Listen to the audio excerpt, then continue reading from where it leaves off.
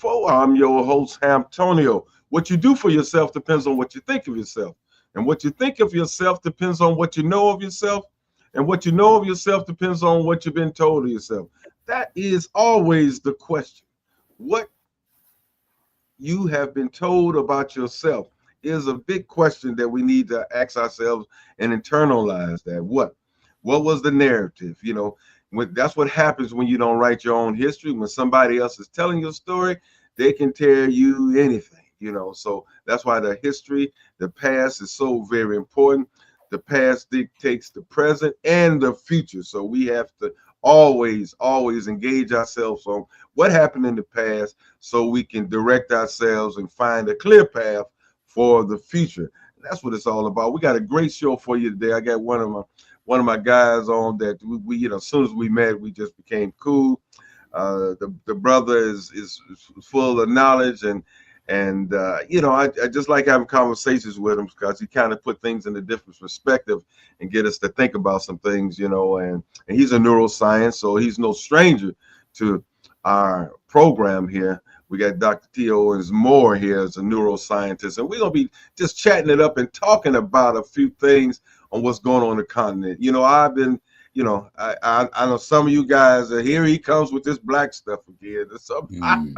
I don't know, but I can't talk about nothing else. I got to let you know what's going on in the continent because I think it's so important. It's so imperative that we pay attention. History is in the makings right now, up underneath your nose, and you don't want to miss it. And it just flies by, and you're like, oh, you're caught off guard, and you don't know what was going on because mainstream media is not broadcasting this information about what's going on. But in the remote studio, we got our good brother Vince. What's going on, V? Well, I just have to share with you that I'm as excited as you are to have Brother Moore on with us today because when he comes, he always brings it. I had a flashback to the program that we had at that African-centered school over there on South Miles, and it was a phenomenal presentation that you made. So I'm looking forward to what you have to share with us. And, I'm also mindful of, our good brother Wayne Chandler, who wrote a book called Ancient Future. In the very first chapter, he says the universe is mental. It's one of those 7 hermetic laws. And when you think about what is mental and you think about the relationship of mental to the brain, if you can understand your brain, you can have much more control of your mental state. So we're going to get some information today that will enable us to have much more control over our brain and help shape our reality. We have so many things going on in the world right now, all the chaos and confusion that exists, but it's all a matter of how you respond to it, how you process it mentally. It could be the best time in your life to be alive, or it could be the worst time. It's all in how you process it mentally. So let's learn a little bit about how our brains work and how our minds work, and we'll see where it goes. Beautiful. Dr. T. Owens Moore, welcome to 360 Info Network. Asante Sana, my brothers. Thank you for the invitation again to be with you. Those are pretty powerful words both of you have shared. So I'm interested in again having this topic because, as you said, it should be Africa for the Africans. If we don't think like that, then we're in trouble. And so all you have talked about with currency, cryptocurrency, knowledge, consciousness, if we don't tie that all in together, we're not going to win. I mean, we're at war, but some people just don't know we're at war. So it's up to us to now explain that and explain what war really means. Yeah, definitely look at it. And I mean, it's not always about arms, taking up arms and things like that, but it's been a psychological warfare going on all along with the physical warfare as well. And right now we in this season, a certain season that it really, dictates and telling us that, hey, we really should have our ear to the ground of what's going on because everybody know, I think besides us, that Africa is the future. Africa is the future, and then, we always express the need of knowing ourselves and knowing who we are, and knowing what our capabilities are. And with that, it could be a sad situation to where you can go your whole life and not never reaching any portion of your potential on what you're able to do in this thing we call the body and having this spiritual journey on this planet, right? But Dr. Moore, it looked like you want to add something to that. I see. I mean, you mentioned the word season. So we're in the so-called holiday season, and you know we have a mental genocide during this time period of the year because we spend the money with entities that don't necessarily help us out in the long run. So when we start talking about us as a people and not putting our finances together, that's the reason why we keep getting exploited. I mean, you got Claude Anderson talked about powernomics. You got, brother, Walter Rodney talked about how Europe undeveloped Africa. And you got brother Manny Marable talked about how capitalism underdeveloped Black America. So financially, that's where the key. So you're talking about seasons. We're in that season right now where people start going crazy, waiting for a fat white man come down the chimney and give their money to some fat white man. It's like, man.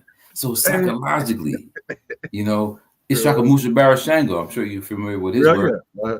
So many people at this stage of the game have to wake up to know that the plot is to have your money filtrated out of your pocket to somebody else. Think about all these people in your community with those from the Chevron, BP, these gas stations. They're all merchants and they don't look like you. How they get those facilities? How they get those proprietorships? We should be having control over our own communities, and we don't have that. So we're at war. And I appreciate you two brothers, because the names you've mentioned, I mean, you talk about brother Wayne Chandler. I got a chance to write the credits on the back of his book, Ancient Future. It wasn't for y'all, I probably wouldn't know my brother, that Cleveland brother. You brought Mano Ampum on last show or a show previously. I met brother Mano Ampum, Tony Browder. You work with him. I mean, so the connections that y'all have to create a collective consciousness, that's where it starts. I mean, today I'm wearing a Steve Biko shirt. Steve Biko, talked about that whole Black consciousness from South Africa. And so I'll share with you some trips and places I've been throughout the world, because we as brothers must be in a position to be knowledgeable. And then when you're knowledgeable, then people respect what you've done. And so when we start talking about our travels, our opportunities to make money flow and go, guess what? I think we can have an impact on making a change in society. Yeah. Doc, real quick for some of the listeners who may just be joining us, just give a quick little background of some of the things you've done and books you wrote and where you're at right now.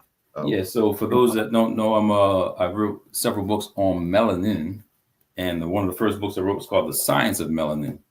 And The Science of Melanin, I wrote this one because the other books that are out there on the internet, you know how the game goes. People take your work and exploit it. So I have The Science and the Myth of Melanin, Myth and Reality. That is published by someone else, but it's my book. The original publisher went ahead and gave the rights to A&B out of Brooklyn, and so they're marketing my book on Amazon. But you want a Black book from a Black author, go to the Black author's website. Also wrote Dark Matters, Dark Secrets. And I wrote that because I wanted to go a little bit further into why melanin is important, talking about drug addiction and how we are more susceptible to it because of what's going on in the brain. So I got a little deeper into that.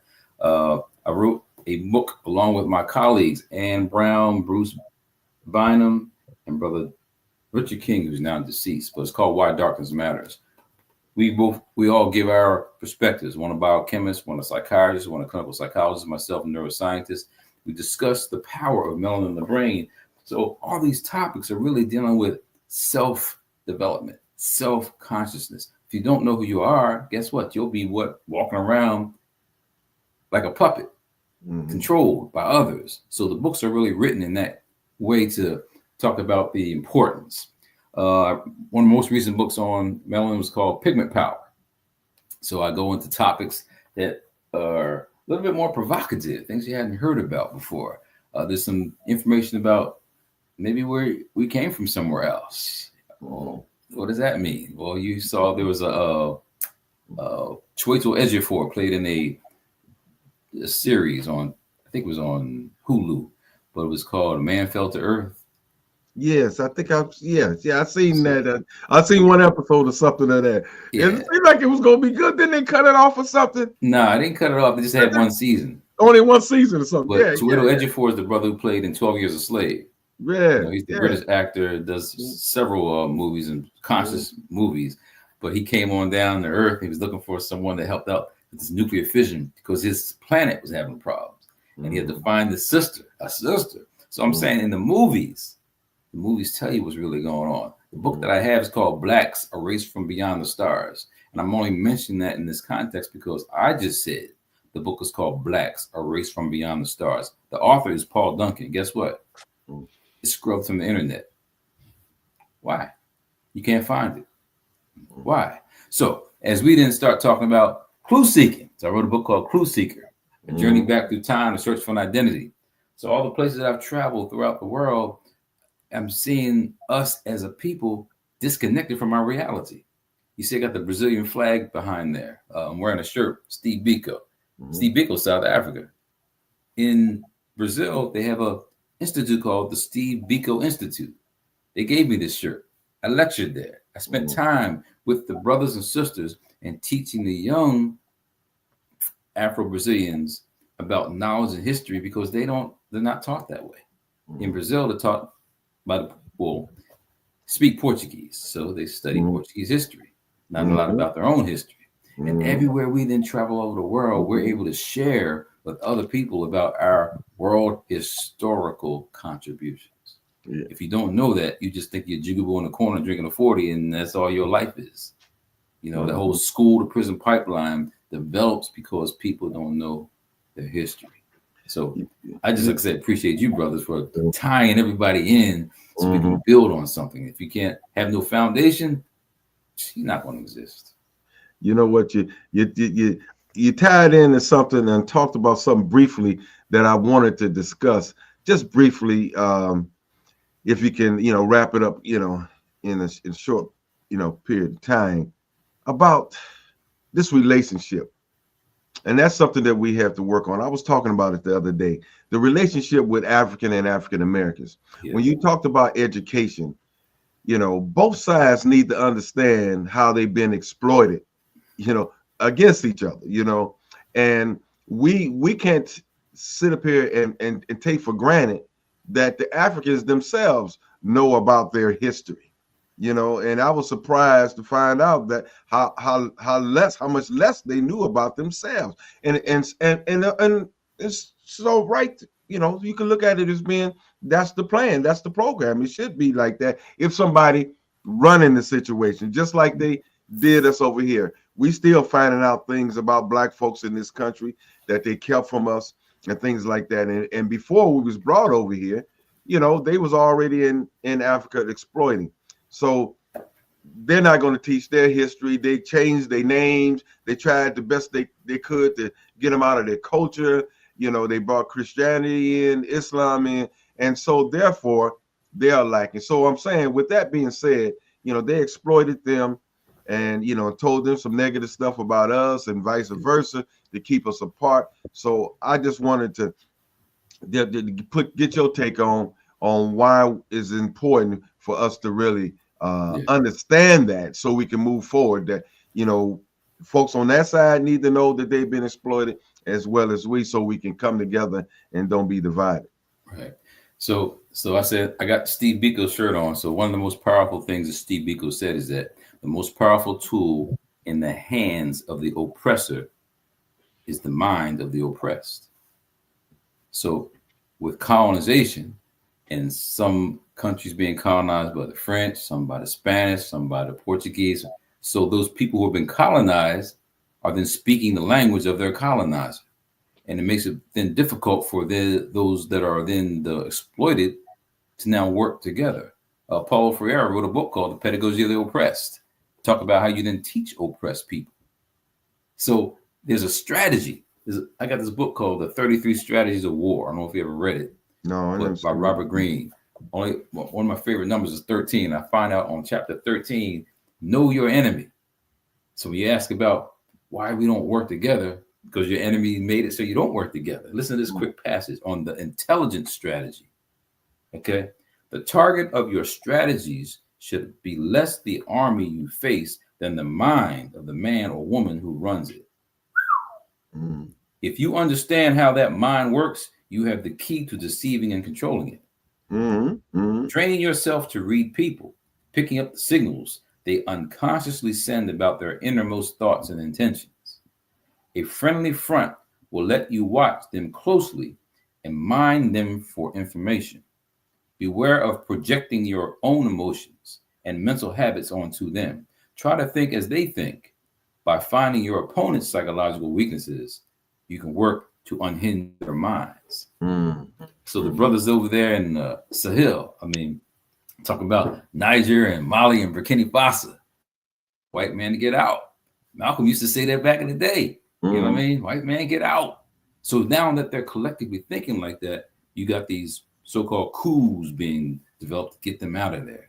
Nah, I think those people are waking up. You got now next to Mali and Niger and Burkina Faso, now you got Chad. Chad's over there, yeah. Yeah, so now you got all these countries starting to think together. The point is, like you just said, where are we as Africans living in the beast, helping out those Africans to say, more power to you, versus us being in conflict. Here's the conflict. You just had this lame duck president went to Africa. First time the United States sitting president has ever gone to the country of Angola. Why are you over there now? Chinese are already over there. Russians are already over there. Why are you going over there now? You're lame duck president.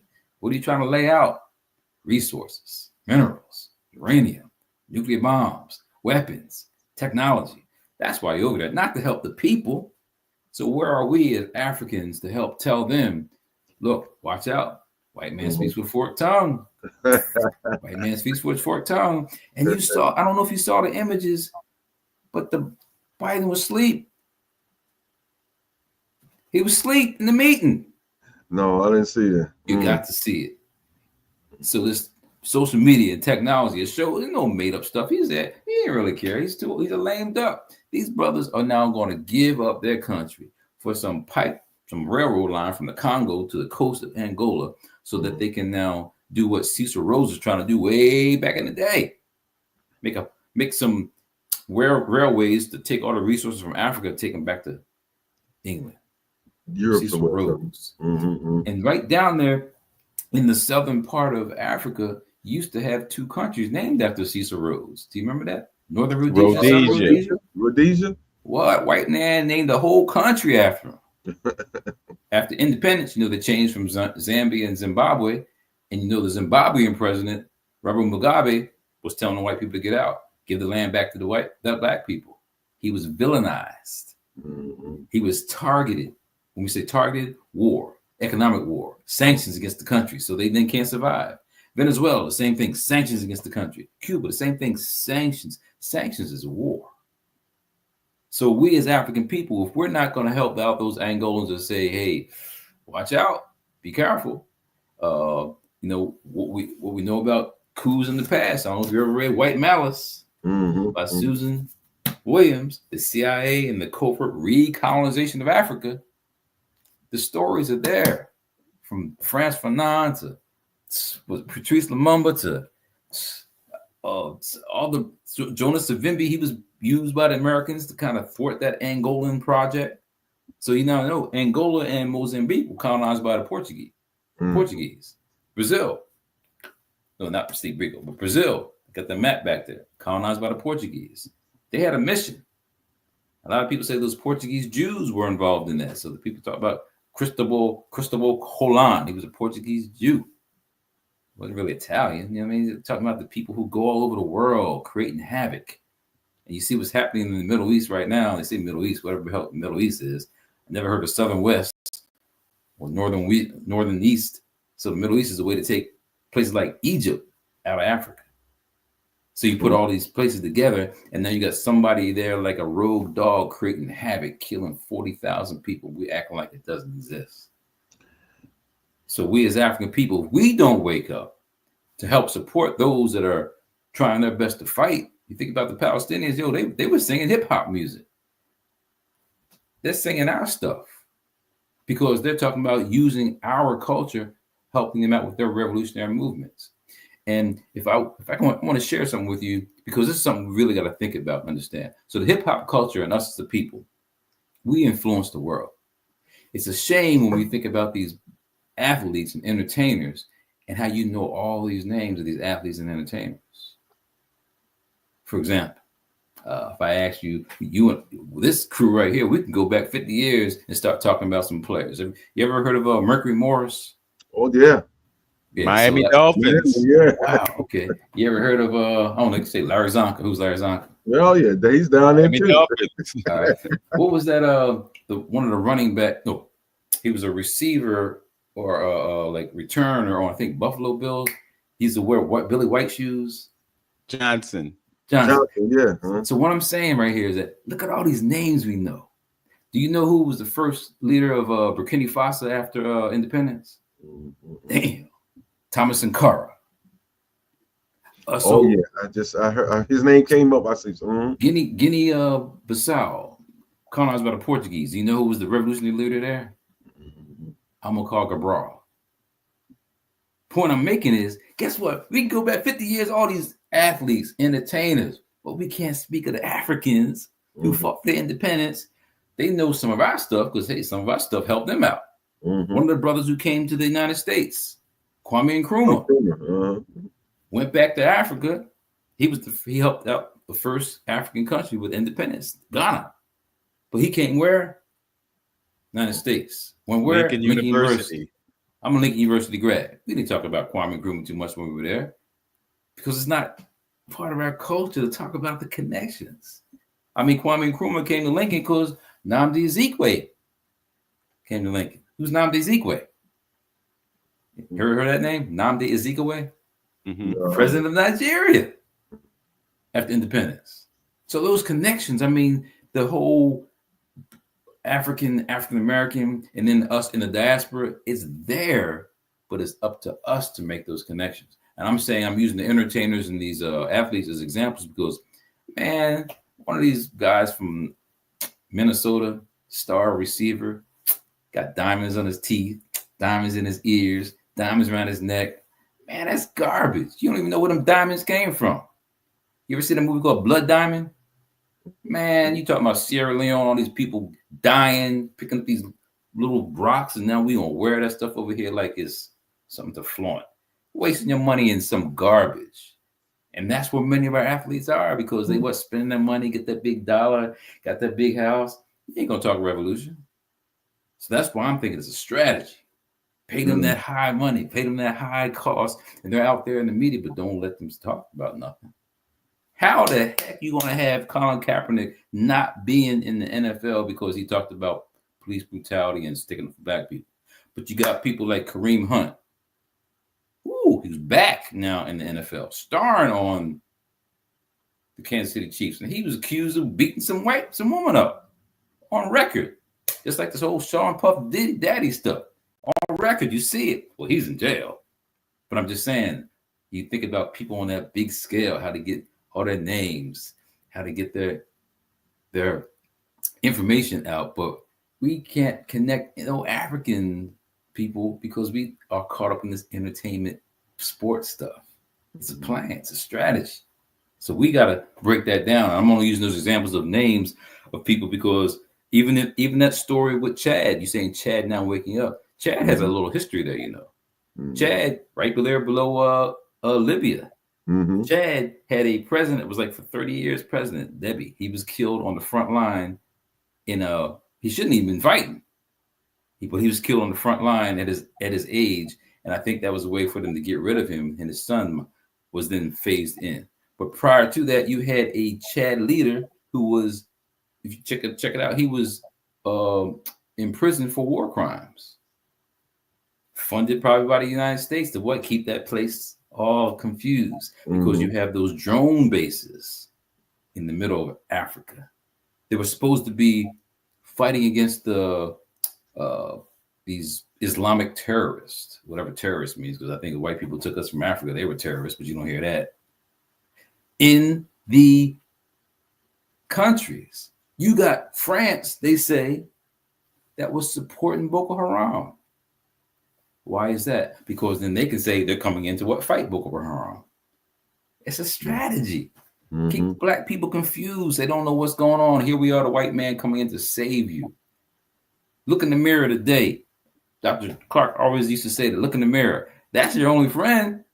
You can't count on nobody else. So if we as Africans living in America cannot instruct and help our Africans to know, look, you got all the resources.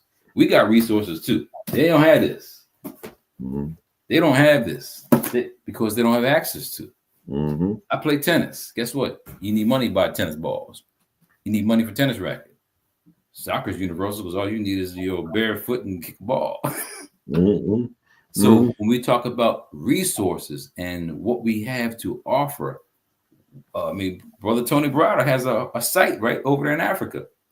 I'm not sure what's going on with it right now, but Karakamoon, the only black excavation site by black people for black people in a black land. Other than that, all the Egyptology, white people are controlling all that. Nah, it's up to us to do that. Runoko Rashidi traveled all the world. May his soul rest in peace. That brother went to places like Cambodia, like Vietnam. I was Vietnam last year. I was in Vietnam. I was in Bangkok. I was in Thailand. I saw the images of the black noses on those temples.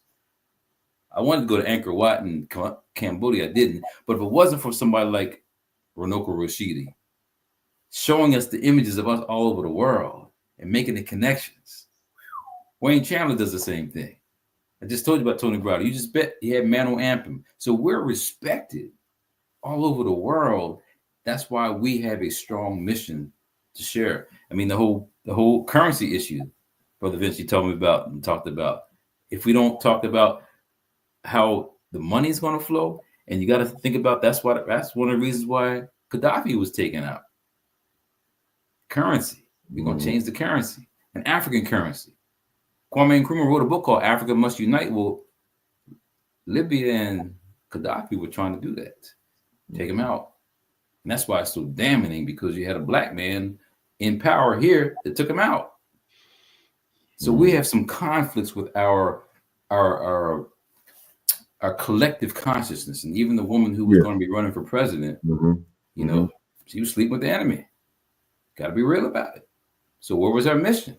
She says, I unconditionally support those people who were creating that devastation in that place we call the Middle East. He said, I unconditionally support you sleeping with the enemy. Explains why. So we as African people must be more forceful to stand up for our mission, and we got a lot of work to do. Brother Tim, I'm sorry, T. Owens Moore. I don't know if you like Timothy or not. T. Owens is fine. Too many Timothys out there. T. Owens is fine. Okay. You invoked a couple of things that I wanted to get to. First of all, I just wanted to talk about, just quickly, just to mention this. And this is appropriate because you're a neuroscientist. I heard a report on NPR the other day that people who play racket sports have longevity. They live longer than others.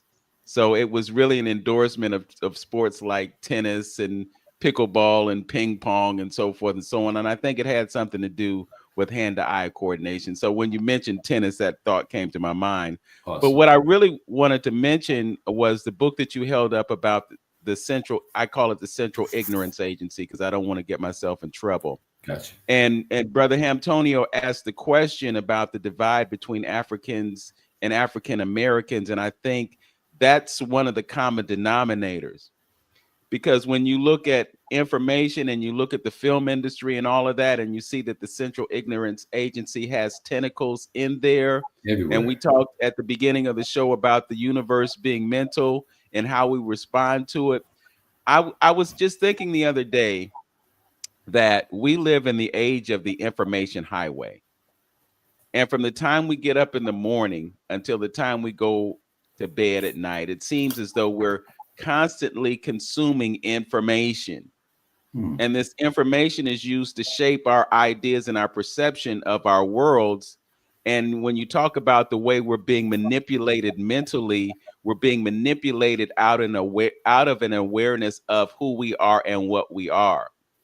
And because of that, we're so distanced from who we are that we don't understand who and what we are. And they use that to manipulate us and keep us in a place of fear. Right. So when you think about there are so few companies that own so many of the media outlets.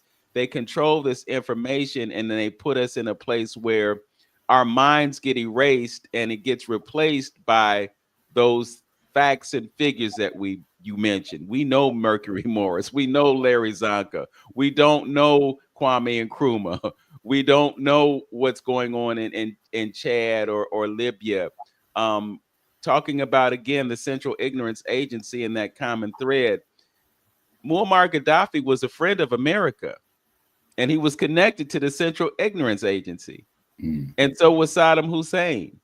And so was Osama bin Laden.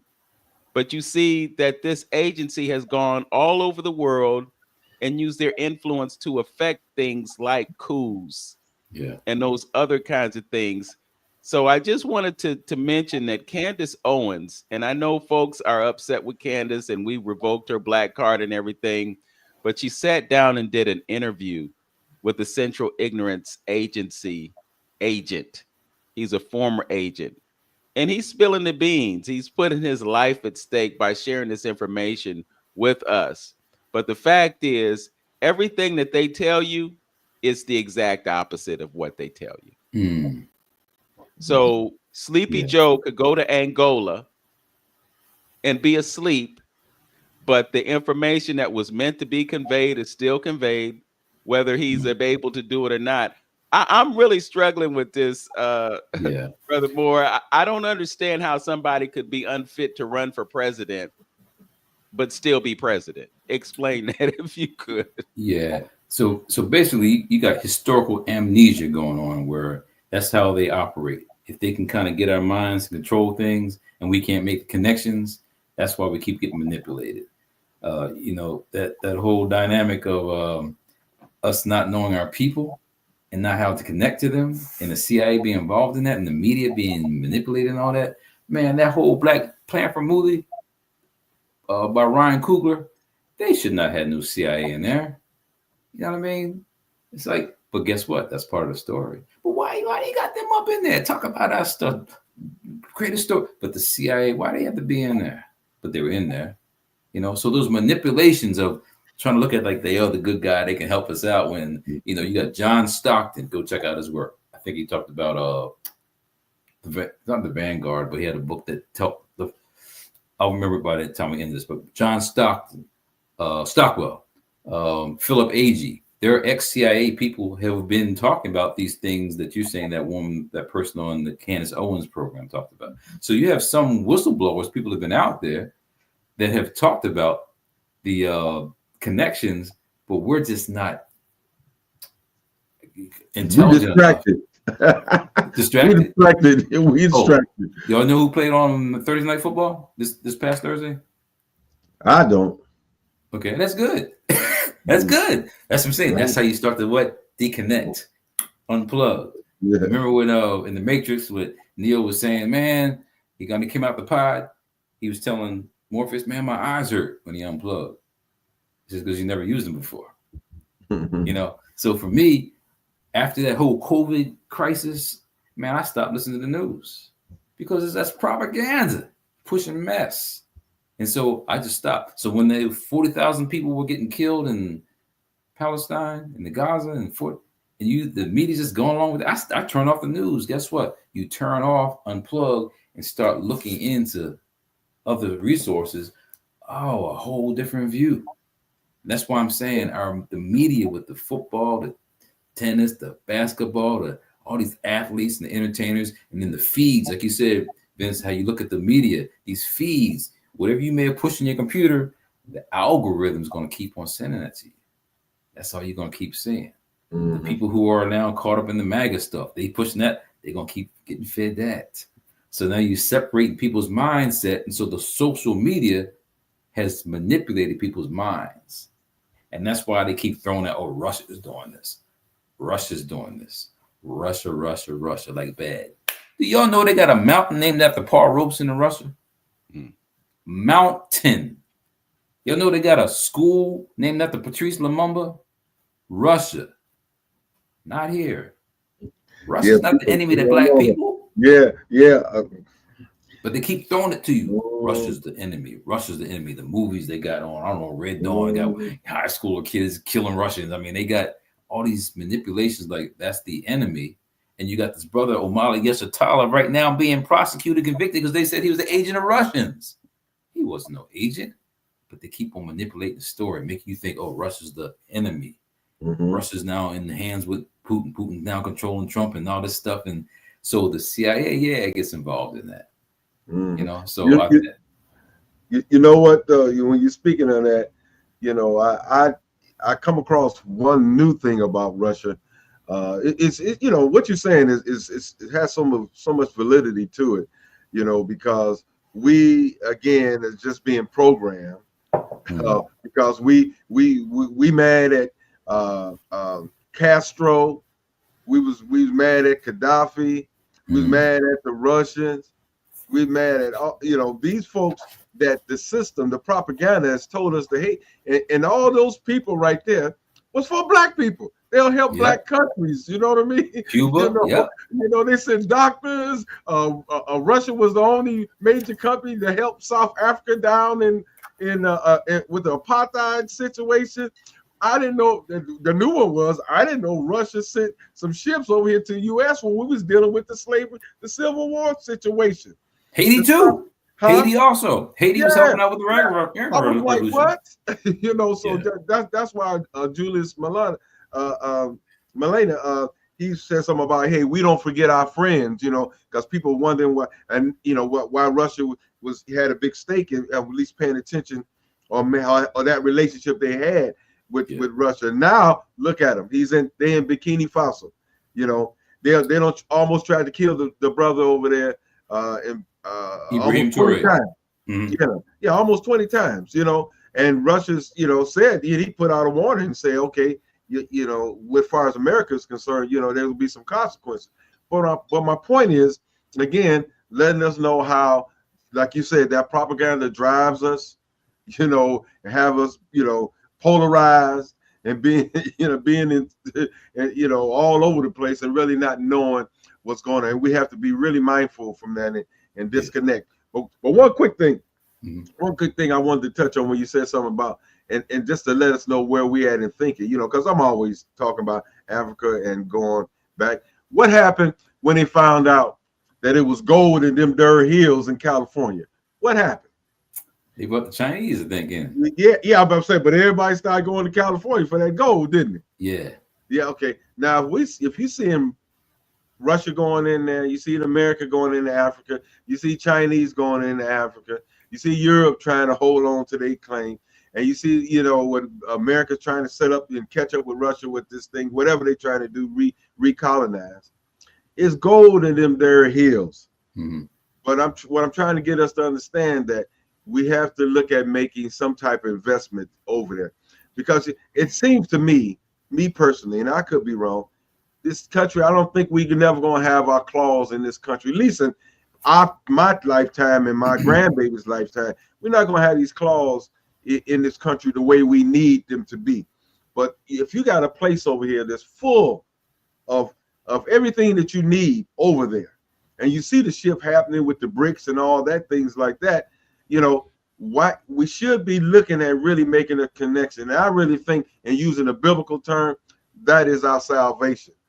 You know, because you will have some concrete resources, some that you can hold your hat on, that can take your prodigy and your lineage to the next generation, and that's how everybody else thinks. Yeah. So I think the problem that we have is we don't connect the dots. So when you say we should be together on that, I mean, yes, Russia, so the enemy of my enemy is not my enemy. No, the enemy of my enemy is my friend. Right. The enemy of my enemy. So the white man brought you over here, rape, burn, pound you. That's not your friend. That's your enemy. The enemy of him got to be your friend. So when we start looking at those countries in Africa who have been colonized, you think about the CIA and you think about somebody like Patrice Lumumba. That's the central part of Africa. Now, I've been to North Africa, I've been to Morocco, I've been to Egypt, I've been to Ghana, I've been to Nigeria, I've been to South Africa, Tanzania. So I've been around, right? So I can speak about the continent. I can speak about the people, and people are different. It's like 54 countries. You can't say everybody's the same. Sudan, they got a conflict right now in the Sudan because those Africans are trying to stay with their African culture and not be caught up in the Muslim and Islamic thing. So there's a civil war going on. We as African people don't understand those dynamics because we're being manipulated. So look at I'm just going to use an example of tying in what America did to an African leader like Lumumba. Came here for help, wanted to speak for the United Nations. They turned a blind eye, didn't want to look at this black man who wanted to create the resources for the people there in the Congo. All those minerals that the white man was exploiting. He's like, look, we need to socialize this for the people. That's not how white people like Trump think. That's how he and Elon Musk got in there, because it's about deregulation, privatization, so they keep making money. Yes. Amazon, Jeff Bezos, so they keep making money, not for the people. Unions are a way to create an opportunity for equality, but they fight against all that. So Lumumba came here, ignored him. United Nations ignored him. So where did he go? Who helped him? Khrushchev. Where's he at? Russia. The white boys, 2 white boys came here and spoke for the Congress. Zelensky came, 2 white boys spoke twice. That guy named Netan, whatever his name is, in that place where they killed for that, he came and spoke twice. They wouldn't even let Lumumba talk. So how is now Russia going to be my enemy when they're going to help me now fight the oppressor? So what did the CIA do? They had Lumumba killed. Who they put in place? Mobutu. Mobutu Sese Seko. So Mobutu, they now changed the country to Zaire, but Mobutu, he met Carter, he met Bush, he met Reagan, he met. How you want to be in that power that long and keep meeting all these presidents? You are the puppet put in to create havoc in that whole world. And you see what happened when the Belgians left Burundi and Rwanda, the whole area. They left the one who was in charge, who was one getting exploited. So the Hutu and Tutsis were killing one another, ethnic genocide. White folks created that mess because you want the people still all fighting. And while they over there, extract the resources. All the movies came about, Avatar, and like I said, Black Panther. Avatar is unobtainium. And Black Panther's vibranium. In the real world, it's called uranium. You know what I mean? So we get caught up in the media, not seeing that them stories are really telling you what's happening. That's why I really couldn't even get up. I couldn't watch that. I think the last Black Panther where they had them fighting the Mayans. Oh yeah, right. Oh, man, that's garbage. We ain't fighting no Mayans. We together. So just the whole way the media and the manipulation there happens. Like I said, we get confused about not knowing what's happening in real world events. Sekou Touré, he was in Guinea. You got, again, Amilcar Cabral in Portuguese Guinea. We just talked about Sankara. You got all these leaders. Right now, if we don't know who Ibrahim Touré is and those other leaders in Mali and Nigeria, then we ain't serious. Yeah, my hero, man. It's my hero. I'm gonna get me a shirt with him on there, dude. My hero. But we know who LeBron James is, huh? Yeah. We know who them ball kids are, Levant, whatever the ball kids are, daddy who got their boys in the NBA.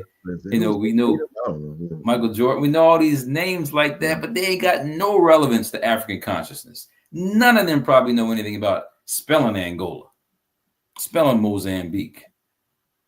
And when we think about the strategic locations up there at the top of Africa, that place called Israel, bottom of Africa, place called South Africa, all of them got what they got from America. Apartheid, splitting up, Jim Crow. All of them got what they got because they learned from their daddy. And daddy got them boys over there creating havoc on the continent. And as you create havoc, they taking resources. Keep them little black people fighting one another. You take the resources. In America, pay them boys all that big money. They'll never say nothing. Colin Kaepernick spoke up, get them. That's why that was that the example? This is going to happen to you. And so now they just wearing the diamonds and that long hair, looking like girls, and the no fun league. Basketball. How many differences? I was over in Brazil, and the NBA playoffs were going on, and my colleague said, "Are those all prisoners?" Because all of them had tattoos. You know what I mean? basketball players wearing tattoos, and you see that in jail. They asking me, I said, "No, they're just basketball players." Everybody wearing earrings now. You don't know who's boy, who's girl, who's what. The media has got us jacked up, and we're following the wrong things. The whole Sean Combs thing that happened, and why did it happen like that?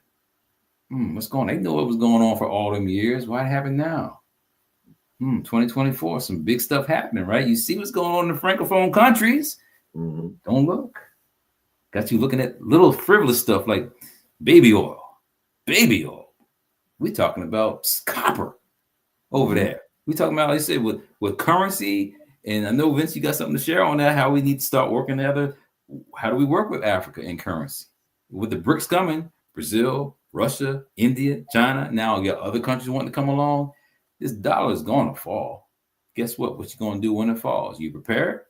You ready? Where do we go? Yeah, it's falling. And the real key is understanding money supply and the availability of currency. You know, currency has been that thing that has been used to control us. For instance, look at the minimum wage, and we talk about this from time to time, Brother Antonio. But if you have inflation that's supposed to be set at 2% every year, and on your job, you get a 2% raise if you could every year, then you just basically treading water. You have the illusion that you're getting more because you get that raise every year, but everything costs 2% more every year. So you never really get ahead. And then they lock your wages in, minimum wage. Think about how long it's been what it's been, but you've had inflation over that whole period of time. So your wages never really match the rate of inflation. And that's the real slavery. You know, we're in December of the year, and the 13th Amendment, I think, was ratified somewhere around this date or somewhere close. And that's when slavery supposedly really ended. Right. Right. But the fact of the matter is slavery continues. We just call it something else. We call it employment. And we process it as though it's an okay thing. But all these people who are trapped in the world of employment don't have any ideas about being entrepreneurs or investors. So they stay stuck in that paradigm of 2% raise, 2%. You see what I mean? Yeah. It's an endless cycle. And because we're not given the information to play the game so that we can have what the 1% has, we stay stuck where we are. Right. So check this out. 60 Minutes had a program on Kenya and how these people are being trained to like pick up things in AI. Like if they see an elephant, they got to like do some kind of image or a car. So they're paying these Africans over there, not even the right wages to help out the white companies in artificial intelligence, but they're exploiting them. We know that goes on all the time. I'm just using as an example of current day issues of something that's important, the technology, and you now exploiting the Africans to do that. Western powers do not want African sovereignty. That's not going to happen. Western powers like America, like Europe, do not want an African currency. Western powers do not want railways and roads and ports in Africa because you want to keep them confined, ignorant, and dumb because all the resources are there. When you look at population growth, Korea is on the problem, has a problem. Europe has a problem. Singapore, all these countries have problems. Spain, not Africa. Not Africa. The youngest population of people on the planet are in Africa. So the rise is there for them to build, but if your conscience is not there to look at collectivity and taking control, like what's going on in the Francophone countries now, we can't win. We just have to be in support of them.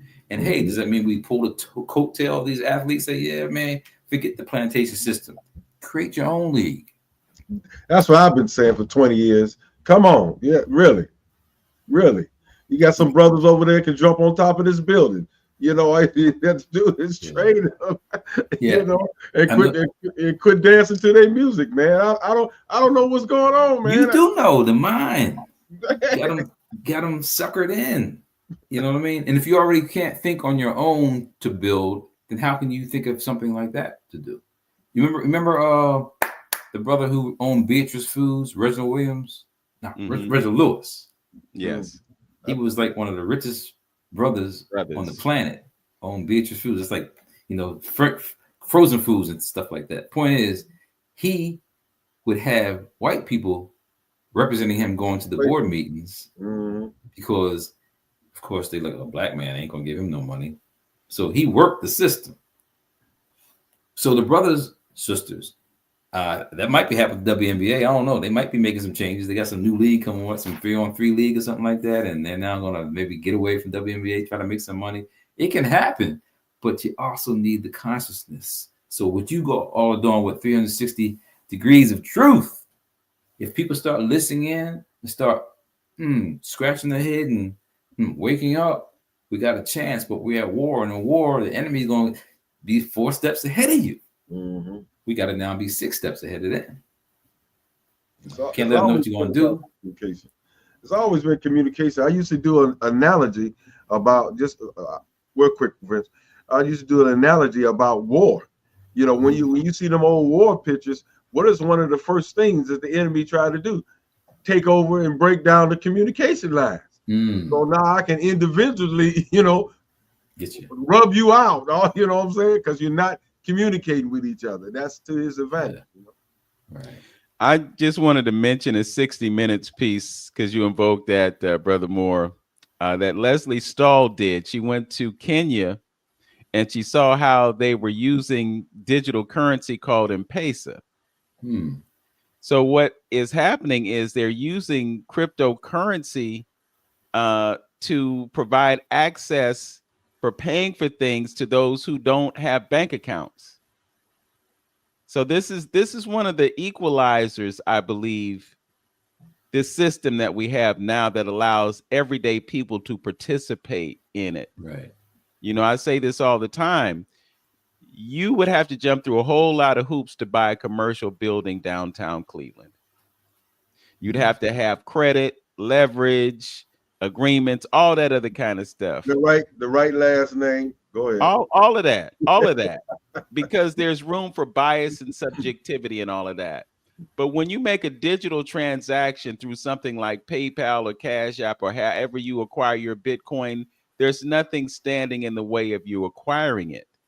Right. And this is what is going to empower people who understand how to play the game to create that wealth that can be passed down from generation to generation. And the folks who are gobbling it all up right now, they understand it completely and they see it as something that is an appreciating asset versus cash, which is not a store of value and it's being eaten up by inflation and other things. So much that we could talk about. We're actually running out of time on the first hour of 360 Info Network. So what I like to do right now is just let everyone know that we're having a conversation with Dr. T. Owens Moore. He is a neuroscientist and he is an expert on melanin. He's written several books, and we're going to provide a link to you in the description for this video so that you'll have access to his books and to his website. Also want to take this opportunity to request that you visit our YouTube channels, my channel and Hamtonio's channel, The Journey with Hamtonio. Like, comment, and subscribe. You can watch 360 Info Network on both of those channels on YouTube, and you can help us out tremendously by liking, commenting, subscribing, and hitting that notification bell. We have been talking about a lot of different subjects in this first hour, and I'm hopeful that we can also get to a place where we're sharing information with you to help you deal with the fear that is so prevalent in our society today and that mass psychosis that I want to talk to Dr. Moore about before we end the broadcast. Before we switch over to the next hour, Brother Lynn, is there anything that you want to share with the audience? Yeah, not at the time. Just stay plugged in. You know, it's a lot going on, and we really need to be paying attention to those countries that are fighting for their sovereignty and independence in Africa, in the Sahel area, because it's very, very important. You just don't know how important it is, you know, because that's going to give us the leverage we need to take us out of the situation, the economic situation that we're in. Right there, that gold, the gold rush is right there. And don't let the motherland be the other land, taken over by everybody else. Right. That's so true. You know, while we have this conversation, the Europeans are investing in Africa, Yeah. the Chinese are investing in Africa, the Russians are doing whatever they need to do. And we talked about the BRICS briefly in our conversation today, but they're looking at different ways to push back on this whole idea of being sanctioned by the United States. They're pushing back against imperialism that has taken place as a result of what America has done around the world through the Central Ignorance Agency. So it really is time for us to wake up. Also wanted to take this opportunity to mention that the Kwanzaa calendar is out right now. There are a couple of events that will be added to it. So we definitely want to make sure that you know about it. Hopefully next week we can get everything pushed and pulled together so that you know where they're going to be. I know I'm having conversations with Sister Gwen Garth about doing the Kuumba Kwanzaa celebration at the Leo's Casino Collaboratory. So we may be changing our venue for the Kuumba Kwanzaa, but stay tuned to 360 Info Network to get more information about that. As always, we like to give a shout out to our engineer, Tone Harley. He is with us week after week after week, and he does what he can to get us on the air, and we sincerely appreciate that. Also, we still have art in the room at Larchmere Arts. I believe it's going to be open today. I'm going to keep Bonnie and Rodney in that space to sell that art. So those of you who are looking for something to give to your loved ones in this season of giving, you will have something that represents Black art that you can share with them and contribute to the success of a Black artist. As always, we like to encourage you to know yourself, love yourself, be yourself, make today your best day. Peace, y'all. Peace, peace. All right. We are at the top of the hour, and we are exclusively on YouTube and Facebook right now. Our guest is Dr.T.Owens Moore. He is a neuroscientist, and he's a good brother. You know, this brother is just all over the world. He mentioned being in Brazil, Thailand, Vietnam.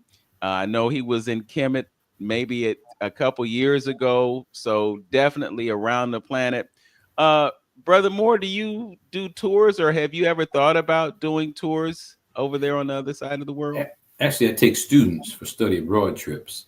I took them to Brazil last year. I take them again this year, and also going to Cartagena, Colombia. So I'll take students for travel like that. But I respect people like I think you may have brought Asher Akwesi to Cleveland Talk. I respect people like him, and I got a brother down here named Chike Akua. Tony Browder, I respect those. I mean, it's a lot to do. Charles Finch has done it. So personally, I have not. I went to actually Egypt with Yasir Rahotep out of Chicago. He runs the Kemetic Institute, Yoga Institute. So there are others out there. I encourage people to go with those veterans, the ones that have authority to kind of organize that, because it's tough, man, getting people to pay money. They'll go buy that big flat screen TV, but they won't put that money aside for their airline ticket. Some of them don't have passports. I mean, we got to start getting people to think outside the box, you know. So once we start doing that, I think we now have people explore the world on their own. Right now, people just scared to go. When you go to these different places, we have our brother Manu Ampim, who is a primary researcher. I'm not going to characterize you as a primary researcher, but what is the focus of your visits to these different countries? Well, when I went to Thailand, I went to not Angkor Wat, a place called Ayutthaya. It's has monuments look just like those in Cambodia. And so I was looking for the Black images. And like I said, when I read books, I want to go see what's in the books. I remember Sermon's books, Egypt Revisited, the Moors in Spain. I went to Spain, I'm looking for the Moors. You know what I mean? Because if we don't know about the images, I want to see on the temples. I want to see the right there. So that's my personal primary research. Yeah, I've written on the documents when I went to Brazil. And I'm at the Steve Biko Institute. He's from South Africa. I was in South Africa. I met Winnie Mandela. How did I meet her? Because my student, that's her grandmother. Student gave her my books. What? Winnie Mandela knew my work. So just that opportunity to be on the ground floor, to make the connection between people. What happens sometimes, though, for us is the language barrier. So it's kind of hard to converse and have that connection. But whether I'm in Morocco or if I'm in Tangiers or Spain or you see Black people, you wouldn't know where they're from until they talk. So it's got nothing to do with being scared to make connections. It's the language. So the white man got us right there by splitting us up with, as you said, Brother Antonio earlier, about communication.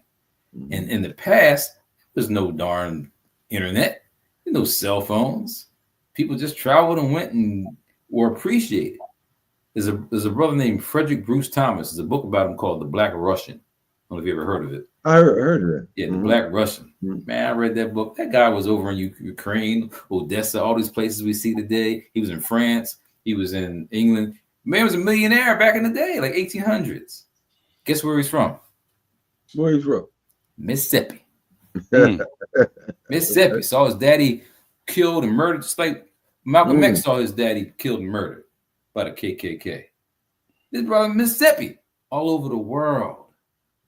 I mean, it's just some of the stories of people who've done things. Right now, we locked down watching TV. You know what I mean? Watching some basketball game, watching some football game, locked down. What's the psych, Doc? Well, what's the psych? What's the psychology behind all of that? It's easy. It just, I guess it just confines. I guess you're a product of your experiences, and all you know is all you know. Yeah. So the deep thing is that in your brain, right here, temporal lobe, is a place called the amygdala. Ever heard of it? Yeah. Amygdala. Do you know what it's for? Fear and aggression. That's right. If you take it out, animal ain't scared of nothing. Did experiments with some monkeys. It's called the Kliver-Bucy syndrome. You took it out, they putting their hands in fire, they grabbing snakes, they ain't no fear. You can also stimulate it, make you scared of everything. So with the media showing all these images of here come the Black people. So we got xenophobia being encouraged in some people. All the things that are going on with police brutality and the kids growing up seeing this, from Trayvon Martin to Rodney King to Ahmaud Arbery to whatever. You keep seeing that, your amygdala takes that in. It's now ingrained in your brain and it impacts your development. Oh, man, you hit on something that I was writing, and that's the same thing. I just did it off of what I didn't have nothing scientific. I just felt that was the case. I was speaking upon myself, and I was talking about myself and the fear that the stunt of growth that I could have had by listening to those things when you was young. I made a statement of saying that I was fearful of James Brown when he came out the song "Say It Loud, I'm Black and I'm Proud," and as a kid, I was fearful for him because I thought he made himself a target at that point. Same thing with Muhammad Ali coming on the air talking about white folks in their face and stuff. I was like, oh man! And then all the stuff that your parents, told you about the '60s and the riots going. How does that affect the child growing up when he see, ethnic groups attacking, his ethnic group of people? How does that stunt your growth? And you kind of mentioned that it can get in the field, in the way of your development. Yeah, to be personal, I think it's the protector that creates the problem. When I say it's protector, it's the protector of that child who then creates the problem because they want to hide that stuff from somebody. I want to know. I got my books on lynching. I got a whole section on slavery. I got a whole set. I want to know what happened. So if I know, guess what? My walk is different. But if you're hiding that from me, you think life's about candy canes and lollipops. And there's no problems in the world. That's our kids. So for me, I think it's the protector that creates the problem. So we have a lot of Black women that are then running the show, operating, protecting the family, and they are the last resource because the brother's now in jail or been removed from education. And so it sometimes has to come down to them, but they're going to be protective. and may not have the best way to provide what you need to be, the warrior that you need to be. That's why my third edition or my fourth edition of the Science of Melanin is going to be the Science of Melanin, the call of the warrior within. The call to the warrior within. So when you say about that child seeing something being fearful when they're young, guess what? It's still the parents that need the guide. And we don't teach our kids about what happened in the past. Mm-hmm. No schools on slavery. Mm-hmm. No degrees on slavery. Mm-hmm. No institution to provide you with the education about what really happened. That's a problem. When you use the term warrior, you're talking about somebody who has no fear. Mm-hmm. You can't be a scared soldier on the battlefield because you're going to be ineffective. And I'm just thinking about, you know, when you mentioned this whole idea of living in a perpetual state of fear, how many times have you heard the language, be careful out there? Yeah. You know, it's like we're on a constant state of alert. The idea of driving while black, Brother Antonio. We always looking over our shoulder because we feel as though we have reason to be afraid.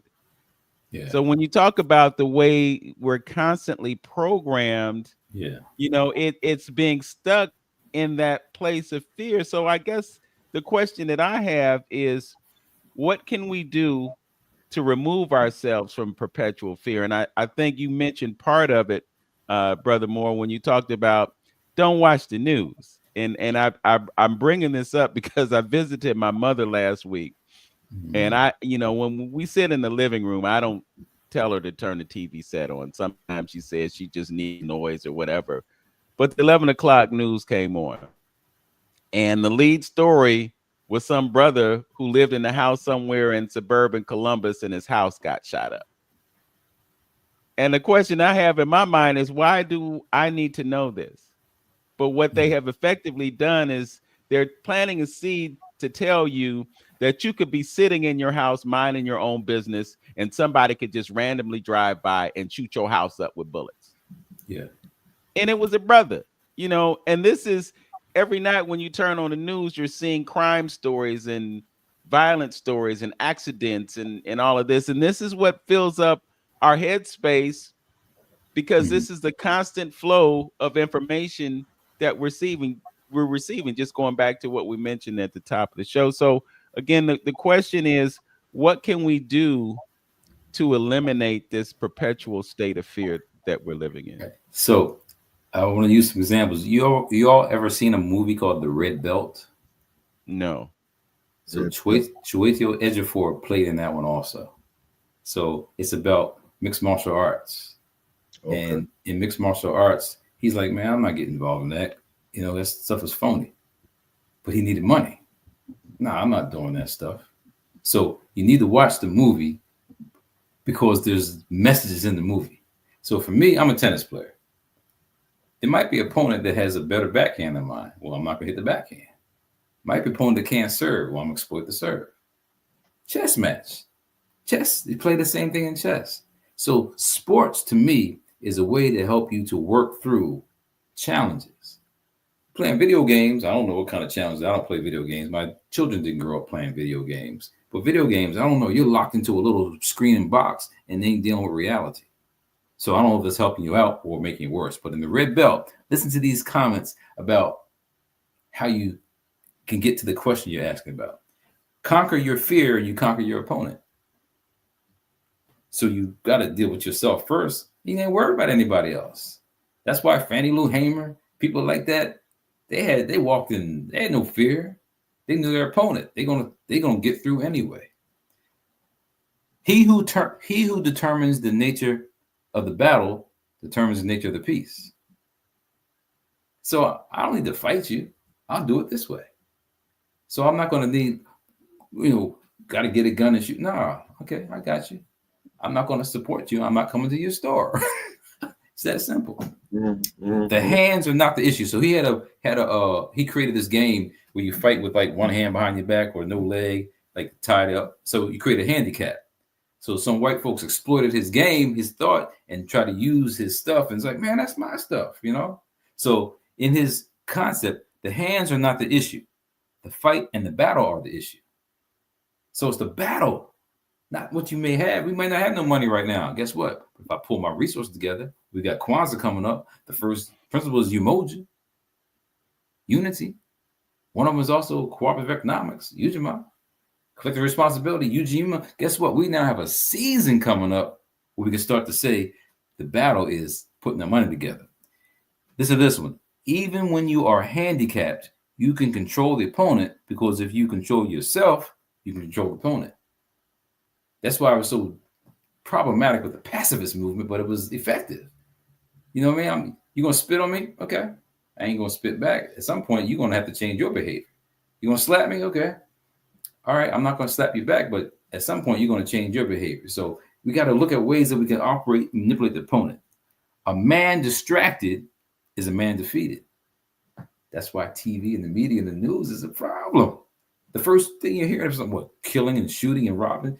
That didn't happen to me today. I read a nice book, played tennis, and had a nice day. But the media will distract you.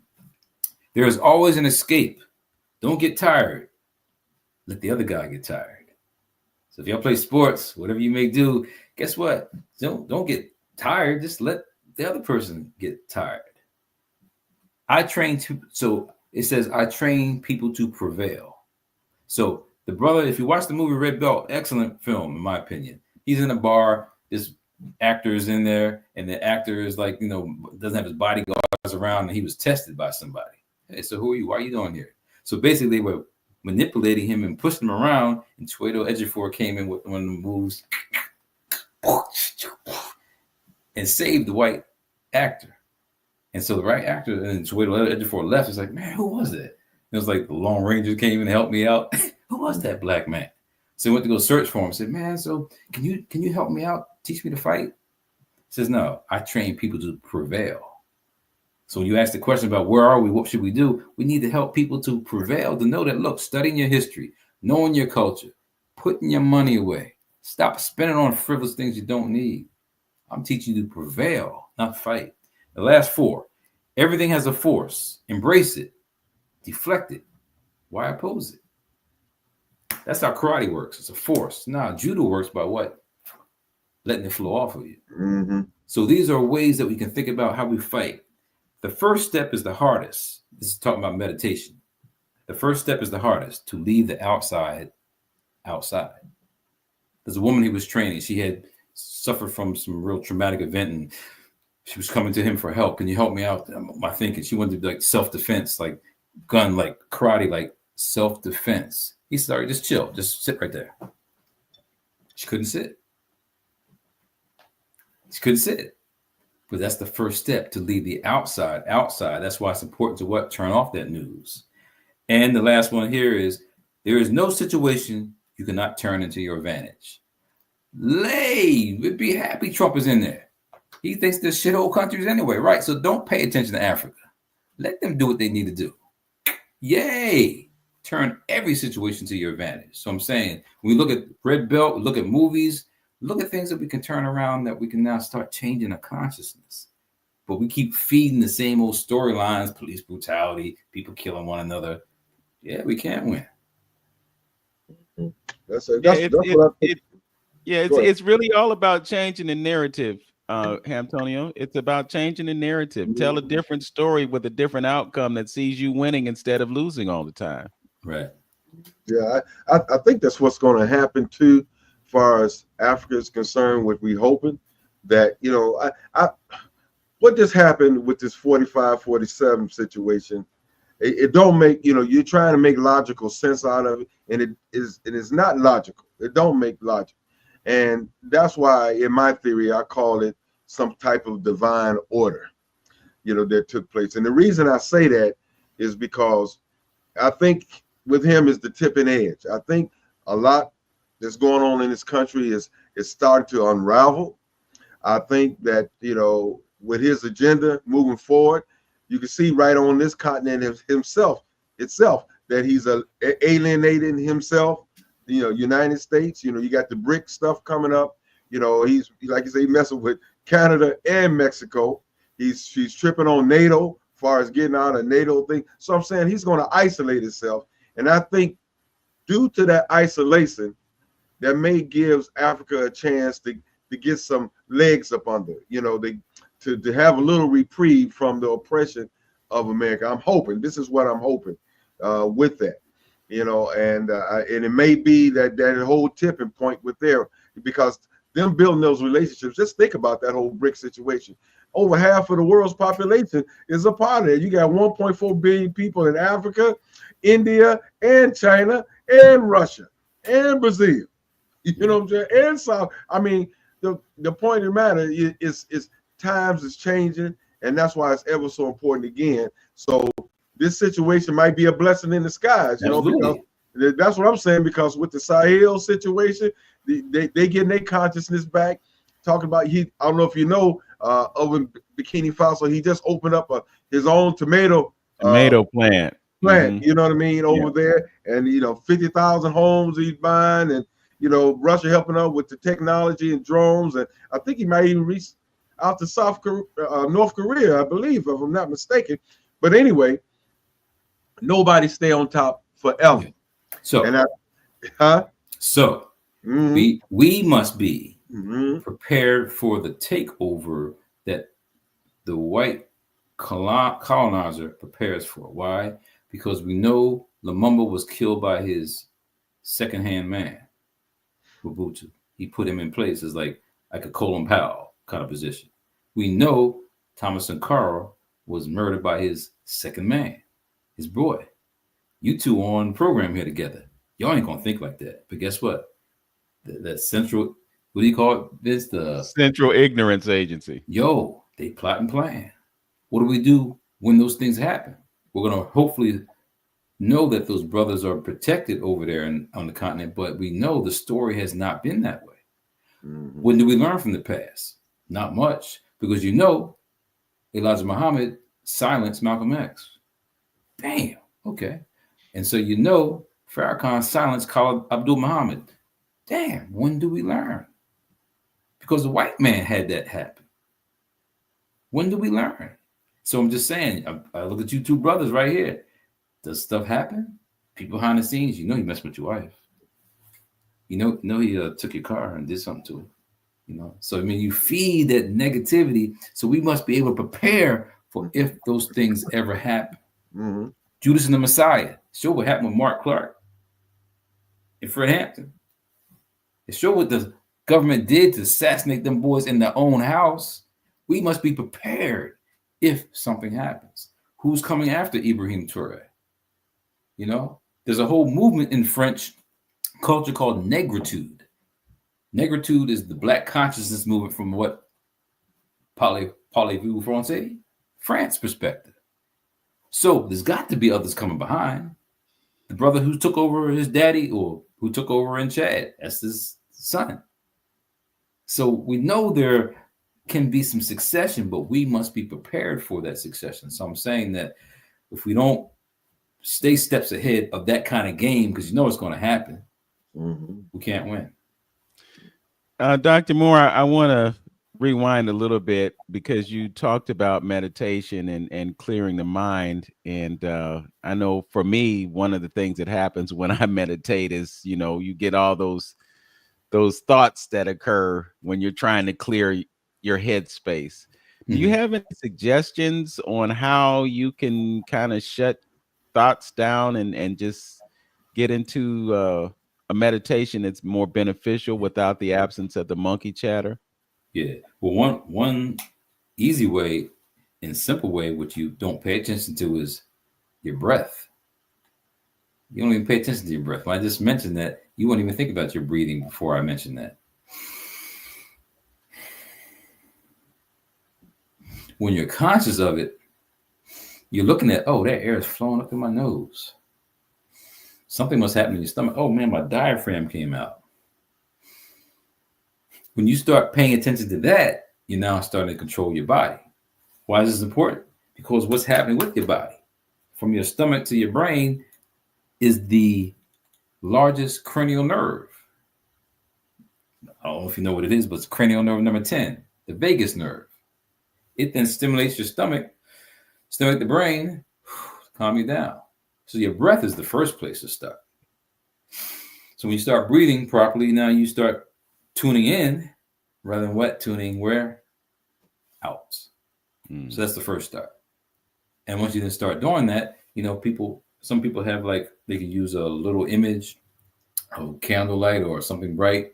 Close your eyes and you keep your eyes focused on that particular image. So there's an after image. If you just now look at us right now and close your eyes, you're going to see the image of 3 boxes. And there's somebody in there. Yeah. So that after image is what you can now focus on to now keep the what? Outside. That's the start. Okay.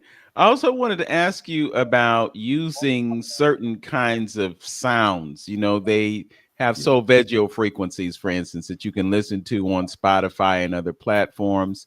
Recently, I hope I did something positive, but I acquired a frequency generator that will emit frequency, so I can program 174 because that's supposed to help relieve pain, or you put 528 hertz and that's supposed to help repair your DNA. It's supposed to be good for your heart chakra and so forth and so on. You have other frequencies that are supposed to help you healing in relationships and whatnot, and it's just a pure sound.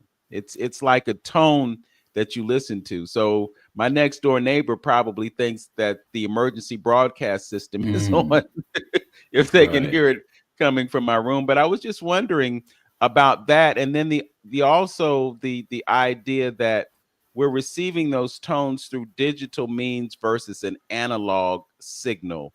And I was wondering if the digital or analog made a difference, because I know somehow analog is connected to melanin based on what Dr. or Bobby Hemmett used to teach us. But can you tell us about those frequencies and whether or not they really are effective in terms of enhancing your mental state? Yeah, I was just saying that I got this copper bracelet on right here. I've been having a little challenge with my arm from tennis. Some people have those copper like whole bands they can put on their arm, and so the copper and that generation and energy. You ask about the frequencies. The center of nature, they say, is like 264 cycles per second. You heard people chanting and they use the word Om. Om. So that's frequency. That's like 256 cycles per second. So when people are trying to reach nirvana and be in tune with nature, they're chanting and using those kind of frequencies. So whatever you're doing right now, you'll be our experimenter and subject both, to see how it's affecting you. The frequency piece. I mean, if you see dogs or hear dogs, if there's a siren out, oh man, them dogs start howling. What frequency are they here?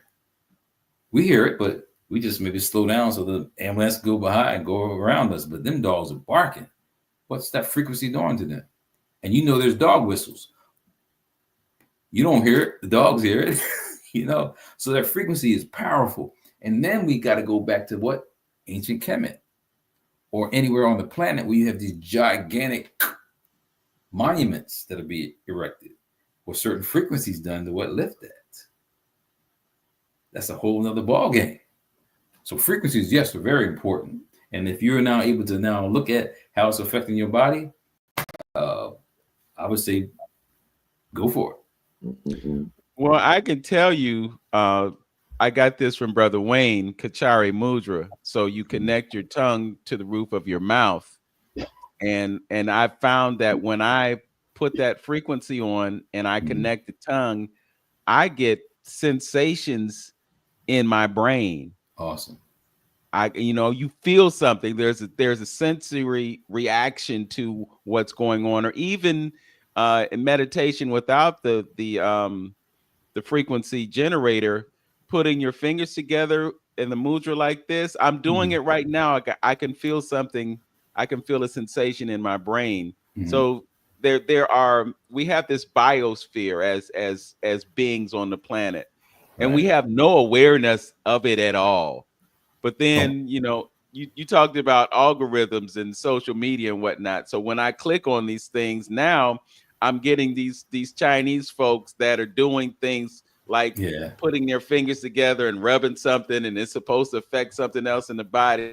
It's amazing how intricately we are designed and how little we know about how we're designed and how to affect ourselves with the knowledge of ourselves. Yeah. And I've gone to a polarity specialist to assist me with the meridian systems in my own body. Like I said, I play tennis and I have 2 leg injuries this past year. Now I got this arm injury. So I'm looking at, man, at this age, things happening where things are out of line. So the polarity specialist showed me and told me what may actually be going on with certain parts of my body. So for the issue of the tongue, top of the roof, your pituitary gland is right below that.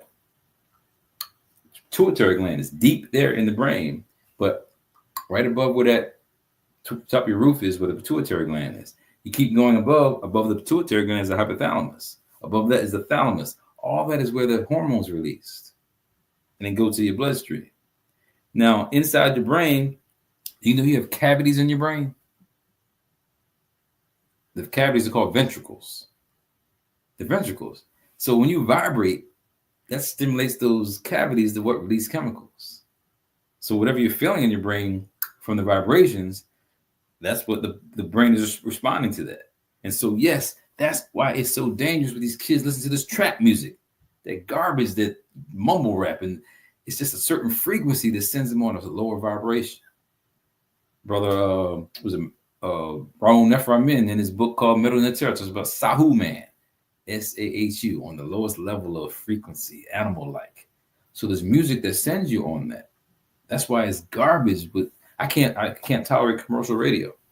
So I got independent radio stations I listen to. The RFG here in Atlanta, Pacifica Radio. I listen to 91.9. Clark Atlanta is his own jazz station. So independent music. Now we got our iPods and iPhones and get our music from other places. The point is that music that projecting to these youth is on a certain frequency, and it's lower level frequency. So without a question, your quest to look at manipulating things in your house with technology, go for it. Yeah. Well, the other thing, and I studied telecommunications when I was at Kent State University back in the day. I learned about something called subliminal seduction. Mm-hmm.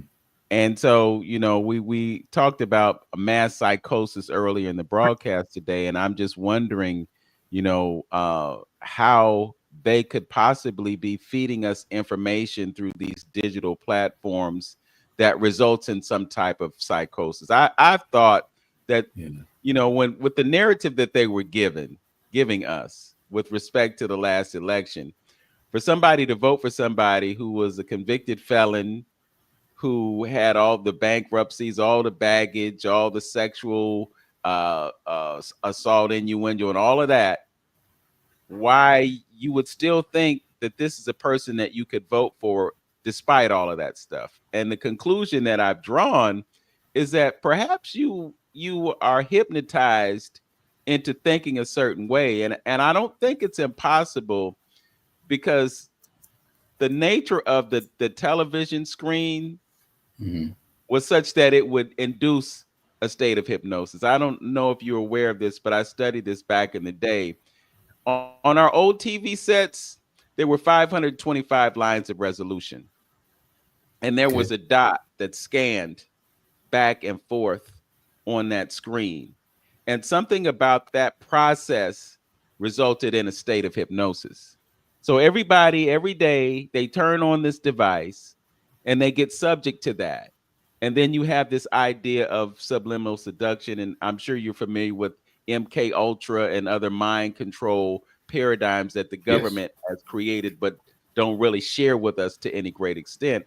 I'm just wondering if it's possible that somehow people are being programmed without their awareness through these different platforms and things that we have.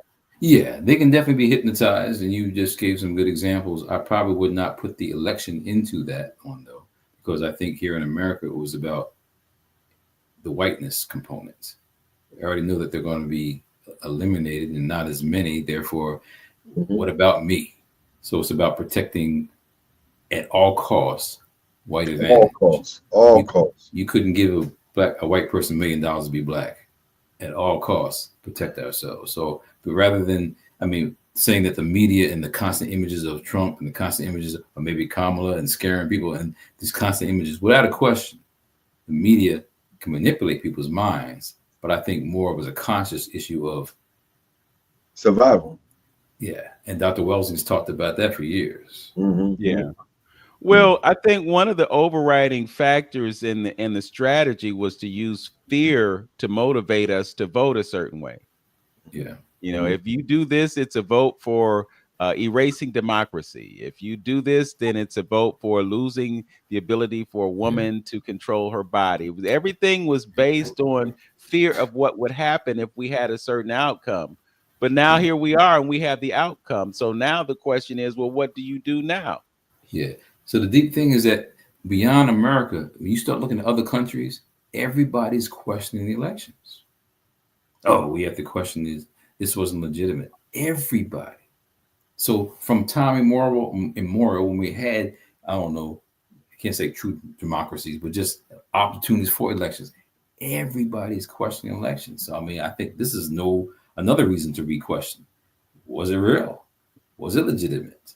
No one fought back and saying it wasn't. But if it had been reversed, they would have fought for that. Oh, it wasn't. She didn't win. She cheated. Oh, they cheated. I mean, Greg Palast did a whole documentary on it called Vigilante Incorporated. Vigilante Incorporated, showing how voter suppression was staged for years, coming up to this culmination point. So I'm just saying that, man, behind the scenes, you don't know what the heck happened. And we got this white boy who with all his money with satellites that then went out after the election. Mm-hmm. The white boy with the satellites got space stuff up there, and now you're going to say that ain't got nothing to do with it. Well, he said everything can be hacked. He said everything can be hacked. Yes, so that's what some people talk about him being so confident towards the end. I don't need your votes. He made all kind of statements. So, and that's why I said that and backtracking saying about divine order. That's in a sense of what I mean. Because it just reached that to this head. And, all this craziness going on, some people bought into it, and whatever took place, if Elon Musk had anything to do with it or what have you, I think it's this point in time on where we are on this planet that Trump's election had a lot to do with what's in store for us in the future, as far as this country is concerned. Because again, history tells us nobody stays on top forever, and this may be the tipping point, I believe, in the changing of this planet, because it's not by chance. You got this BRIC situation, and it's ever growing stronger and stronger. People are coming to a level of consciousness in Africa. They're revolting and coming back and standing on their own, and things like that, with the BRICS, and Trump being in a crazy man being in power to just want to isolate themselves, and he put tariffs on, threatening to put tariffs on everybody, which is going to cause a financial economic problem here in the state. You see, that ain't all, that's look, you ever heard of Jim Jones? Yeah. Mm-hmm. What did he do? Took those folks to Guyana, gave them some Kool-Aid, they drank it, and them. But you also missed, he faked his own goddamn assassination. You heard what I said? He was losing the people's interest. People were like vilifying. People were like, he faked his own assassination. That's all I need to say. Continue on. Mm-hmm. People getting manipulated right in front of them. They don't know what the heck's happening. Yeah. 1984, Big Brother. 1984 was written 1940s. We live in that stuff now. They taking down YouTube presentations. Yeah. I think an algorithm is doing it. They ain't got time to be looking at, what did Vince say today? Oh, what did Antonio say today? Oh, what Brother Moore said. No, they got algorithms. Mm-hmm. They got words. Like I said, those people in Kenya that were being exploited for their little job to find out ways to kind of look at things on the screen, and now makes it easier for companies to now extract information. That whole artificial intelligence now get manipulated because we are the ones getting impacted by that. Some of those imageries are created by white people, therefore they're going to see black people and now understand. And now you get what is it? in jail or prosecuted because the artificial image said it was you and you weren't there. It happens all the time. So this technology is a beast. We just need to maybe sometimes tap out and zone out and not be on here so much. Not tell them what you're going to do. Where are you going? Don't tell them where you're going. Yeah, they have some type of situation now where if you opt into digital identification, they'll actually pay you cryptocurrency. And they're doing this in Africa. So they're basically bribing folks to give up their sovereignty by having some type of chip or some type of, eye scan or fingerprint or whatever the means is for creating a digital identity for that. And folks are falling for it. And so you don't recommend that? Don't have that? No. I mean, I was thinking about this the other day. You know how a supermarket or a store will have 20 cash registers, and now they got self-serve and people standing in long lines. Right. Well, if they put a chip in you and they could track all those products through some type of digital means, you could grab everything that you wanted, walk out the grocery store, and it's automatically going to deduct that amount from whatever account you have. I mean, that's the level of control that they want to get to. Right. So if they got there, you would need cashiers because you're being tracked, and you are being tracked all the time. We're being tracked all the time. They showed footage of the person who's accused of murdering that health care company official the other day. Yeah. And they had footage of him on the street here, on the street there. I mean, Greyhound when he got the ticket, everything. All of that. These phones that we have right now, the level of surveillance that happens with these now is such that your device can follow you all over your house. It can monitor exactly what you're doing. So if you're doing something that you might be ashamed of, that's when they stop you being able to take the battery out that rascal. That's the truth. That's the truth. Break it to get the battery up. And something else that I realized just based on another phone that I have is that if you don't keep the phone plugged in and you have it fully charged, it will discharge by itself. Well, why would it discharge by itself? My idea is that it's always on. It never goes off. Taking power. So if it's always on, even though you turned it off, it's consuming energy because it's a monitoring and surveillance device. Right. Man, y'all saw what happened in Lebanon? Yes, y'all. I hope y'all did, because I had students who didn't know what happened in Gaza with 40,000 people going. Y'all saw that? Cell phone thing you're talking about? Blowing up? Pagers. Yeah. Mm-hmm. If you can do that, happen. These jokers who we talked about up there in the middle of that place called Middle East put pagers, put devices in their phones, blow up. It could be in my pocket. It could be driving, blow up. With kids, That's the level of insanity that we're dealing with. That's the enemy. So if you can do that to a phone, they can do anything to your stuff. Mm-hmm. Oh, yeah. And so you're going to do that level of war, have a cell phone blow up in your pocket? And so, but this is the thing about advantage. So those people that were there in Lebanon, they were being attacked by this enemy. And we know the enemy is what we're talking about, right? So those people use pagers because they didn't want to deal with the technology you just said. So they had their own way of doing it. So this enemy got this company to do this work. Guess what? Now all them people in Lebanon, guess what? We're gonna go to China and get our stuff. Now you done propped up China again. Because we'll now work with them and their technology. So I'm just saying that the whole game is shifting where we don't need your stuff anymore. And when people start thinking about that, that scares the hell out the oppressor.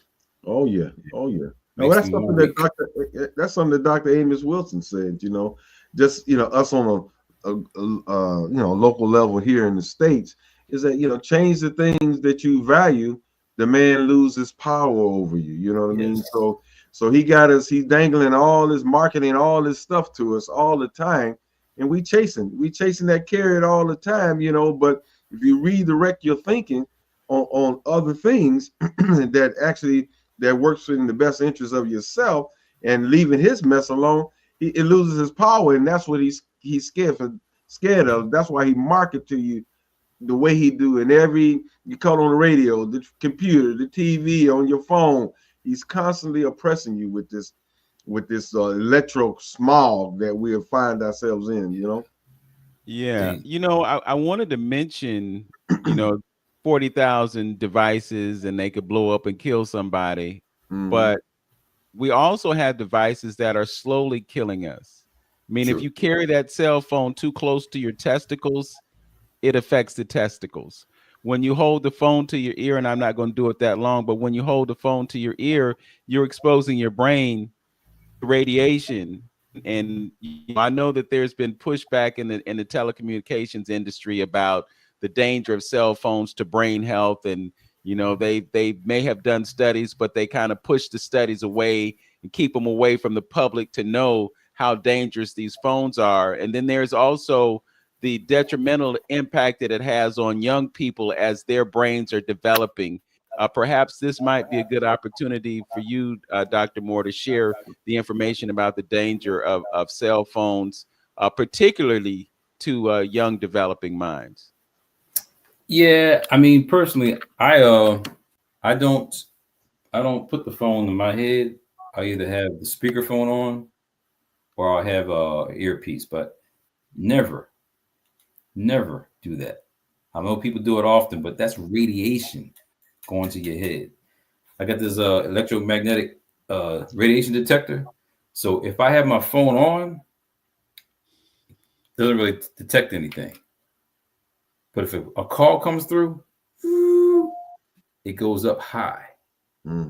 So right now it's zero. No call coming through. But as soon as a call comes through, the radiation. Okay, I'm gonna call you, man. No, I'm just messing. Well, just for proof, yeah. Even by the anything that generates electricity and that close to your body, yeah, it can get to your organs, be problematic. For the kids now to be so focused on the cell phone, it's like really a part of their world. Don't have that Bluetooth and Wi-Fi on. Well, you know what, Doc? But you know what, Doc? We kind of just talked about, because, you know, something that Vince brought up and was talking about frequencies, you know, and, you know, hopefully our listeners understand that everything around us, including ourselves, is about frequency. It's about energy. That's why music affects you the way it does. That's why light, that's why colors, that's why smells, all these things affect you in dealing with frequency. So the question is, and what you were just saying, how is the rest of those other frequencies affecting you? You know, if your body responds to frequency, so what about the frequency from the phone, from the microwave, from the television, from the computer? What is that doing to you? And that's the question we should be asking ourselves. Yeah. And another thing you want to add to that, excuse the interruption, but I just wanted to point out that I saw something the other day about Teslas, and that when you're sitting in the driver's side, one of those devices that you have, the radiation goes up significantly. It's not as prominent on the passenger side, but it's the electric vehicles, the EVs now, that are just as problematic as the cell phones. Dr. Moore? Yeah, Doc said something about that one time. Yes, yeah, I don't drive one. I can't even say I've ever been in one long term, but it's like right on a cell phone. It's just radiation. It's a battery, and I don't see that that's good health wise. It'd be good. It's like you're doing a study with the frequencies for your health. It'd be interesting to see about people who are developing more cancers who are riding those kind of vehicles. You know, because that's constant radiation that you're sitting around. And those cars, like I said, if something happens to them, those things are so heavy. And then the disposal of the batteries, where are they going to go? I mean, it's just, in my opinion, sending us down a bad scenario. Hold on. See, I got a problem. See, that's what I've been saying. Some people look at me like I'm crazy sometimes, because, like you just said, it's a rabbit hole. I don't see nothing that this dude is creating that is actually good for us. You know, and you really can't see him turning around and giving this up. We're just going further and further down the rabbit hole, you know, and we look and laugh at folks that maybe that we may consider primitive, but they had what was going on in dealing with longevity. You know what I mean? Because I don't know how we're gonna get out of this mess. You know, I don't know. Well, because right now they got us. Right now they got those meters, those electronic meters are hooked up to our houses. So we got these computer routers and stuff like that all in the house. And you know, it's so for you and your house, just don't have that new electric meter near your bedroom. I know, but if we didn't know nothing about it, so they went on and put them on. You know, we could have rejected it in the beginning, but now, but I'm reading a book that a guy, I ain't got the solution yet. He said there's some little matter cover that you can put on that to eliminate some of those frequencies in your house. So go ahead. Yeah. So I mean, it's just awkward because we know from pesticides, chemicals, companies, and all they've done. We know places there, right there in Niger, where the white man has used those areas for dumping chemicals, and now there's no more life in the water, so people can't fish. You know what? Louisiana, same problems, and I think it's called Cancer Alley. You got problems where the water is so contaminated from the pollution, and so yeah, you're right. How do we win this? Well, we got to win it by having those companies either, I don't know, pay or get rid of those companies, or somehow, you know, don't have the what do you say? Get people to be understanding the devastation. There actually is a Netflix program now called The Madness. Yeah, I seen that. I mean, I didn't see it. I was about to click on it, but it's a little mini series. Yeah, it's out of Philly. The brother who played Bayard Rustin, what's his name? Damn, it'll come back to me. But he's playing the brother who is accused of something, and the whole storyline goes down to this story of someone who's trying to control an environment, but they're doing more damage and more problems, controlling manipulation in politics and elections. And you start to look at, we're talking about real life. It's based in Philly, but the brothers now got to figure this all out and just uncover the issues of people trying to create a so-called nice society, but you making it worse than it should be. I see. Is it Coleman Domingo? Yeah, he's the star of he's the protagonist. He's the person that's being accused of murder, and he's got to save himself, but he uncovers all this information about the behind the scenes stuff about who's really running stuff. Trump ain't running nothing. You know what I mean? He's as dumb as a doorknob. He ain't running nothing. You know, but someone running that, someone running him. He's the Manchurian candidate right in front of you. So watch Madness. And it's got, in my opinion, it's got some sidebar stuff. You know what I mean? Talking about the black family. He's on CNN, so they call him some guys Don Lemonade. So they kind of like gave him a little sidebar, like because Don Lemon, used to be with CNN, he ain't there no more, right? So this guy is on CNN, he ain't there no more. The whole black male father relationship came out, so I thought they did a pretty good job of it. But the undercurrent is all the stuff we just talked about with technology. Well, what I want to say before we do close, I don't know, but when we talked earlier about some of the issues in dealing as far as mentally with us and Africans, and us Africans being in America here, and this relationship and how we think. Something Dr. Whitaker said that stuck with me, and making it with telling us and showing us that it's a perfect match of us working with each other. Meaning that when you spoke to Dr. Moore about, we have some of the information, because a lot of times they come over here and watch what we do as far as information is concerned. So Dr. Whitaker said, yeah, we may have the education, even though it may be miseducation at times, but we have the education. But over there they have, but we lack the culture over here. But over there they may lack the education, but they have the culture. You know what I'm saying? So it's like we can feed off each other. It's like a perfect match made in heaven if we was to come together, because we're lacking the culture, they're lacking some of the education, or even maybe because it's so forceful over there, the education of this European, us being in the belly of the beast, we might have a good handle on what we dealing with and who we dealing with, the conscientious ones. You know what I'm saying? So it's a perfect match of mending this particular relationship. And then you got a landmass, like I said, it's full of natural resources. And we have to start thinking about 50 years plus out, as far as generations is concerned. And I'm saying this, I believe it with all of my heart, that Africa is our salvation, is our new frontier. I know we was here before, we were slaves. I know that. We mimic, this country, like as far as Africa is concerned. A lot of things we developed, having a Memphis, Tennessee, and all that. I know all of that.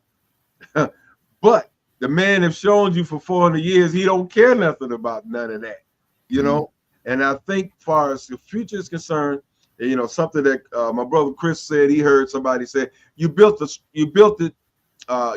country here. Why can't you do it somewhere else? Do it again somewhere else where you have all the opportunity to do that. You got to start looking at generations ahead if you're going to prepare yourself. And I think Africa is set up perfectly for that.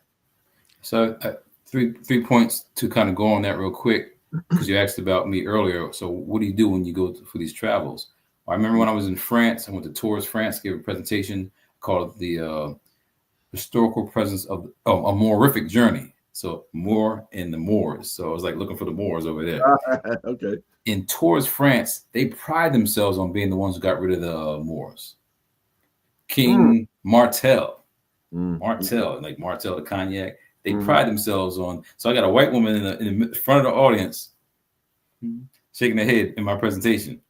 So at the end, I said, "Is everything okay?" I said, "Oh no. We teach from third grade on that we repelled the Moors, got them out of Europe." Damn, okay. So I'm there. I'm understanding that. I'm seeing that. When I was in Vietnam this past last December, I took my book African Presence in Early Asia. So I was with my buddy and his wife and family, and so I was just showing them the images. So I left the book for her to look at. She took the book. No problem. I didn't bring it back to America, but I didn't really meant to give it to them. But guess what? Now they have it in their library for their kids coming along that, oh, now I see. All right.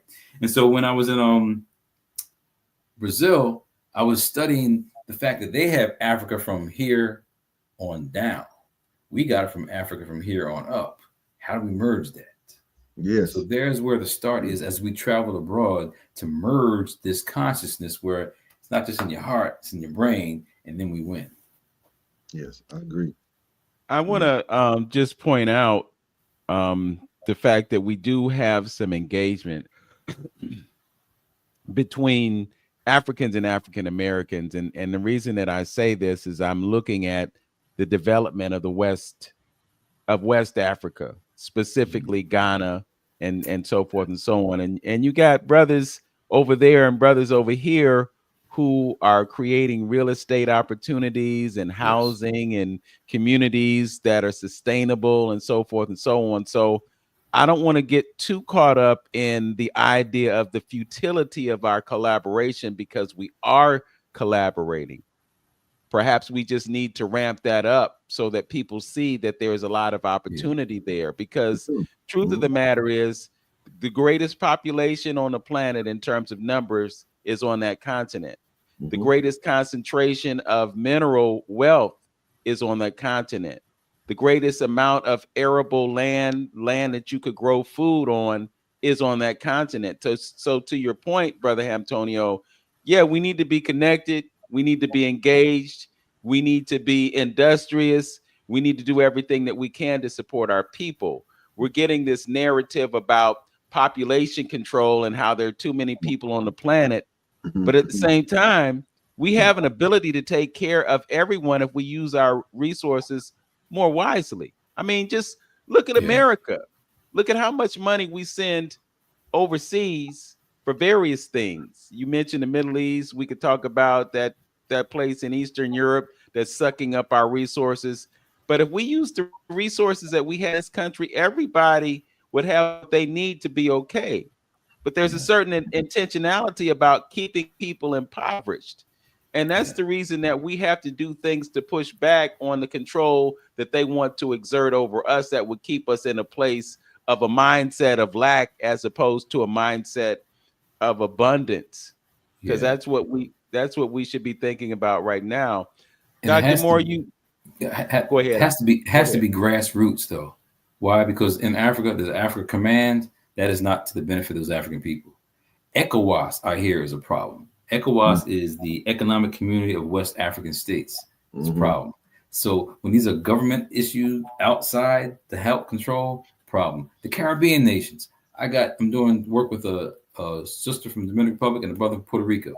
I was shocked that there's no Caribbean collective. How could that be in 2024? There's no Caribbean collective for them to work together on their economic initiatives. So things must have to happen at a grassroots level where it sparks up to now make the connections. Because other than that, these government organizations, when I was in Brazil, Coca-Cola didn't provide any money. There was some requests for assistance, kind of fell through. They didn't provide no money. When George Floyd and all that stuff happened, Nike said, "Oh, we're going to provide programs for these, I don't know, police programs, or you got community development programs." We ain't heard about nothing from Nike doing those things since. So we can't expect the big corporations to want to feed and help out because they're the ones doing exploitation. You know what I mean? Those people making the shoes, they're getting paid 2 cents an hour, but the shoes cost $300. So it's going to have to be grassroots to kind of start in these different areas. Yeah, and it's something that Brother Antonio mentioned earlier, and I don't know if it was Amos Wilson or Claude Anderson, but you can impact things when you change the way you spend your money. So instead of buying those $300 Nike shoes, you could buy some shoes that were made by a Black-owned company. There's a sister who started a footwear company. She's the first one to do it. So you could be intentional about buying her shoes as opposed to buying Nike shoes. You know, you don't have to have the latest cell phone. You know, Candace Owens is selling iPhone 12s. And, you know, I mean, again, I'm just blown away by this woman because of the things that she's speaking about right now. And we kind of canceled her without hearing the full story.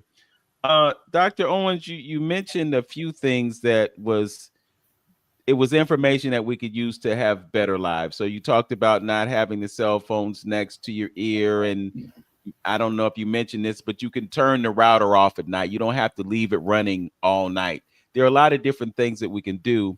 I'm also mindful of the fact that our nutrition plays a role in our mental health. There are certain foods that we can eat that can cause ADHD, for instance, or there are things that we can eat that cause depression.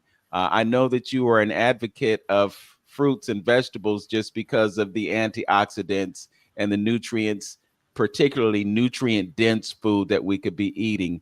And, you know, we talk about nutrition on the show all the time, but I just want to make sure that people are aware that if they make different choices in terms of the things that they consume, they can have an extremely beneficial impact on the quality of their lives. So before we go, I'm asking you to share some things with folks about better choices that they can make when it comes to their nutrition.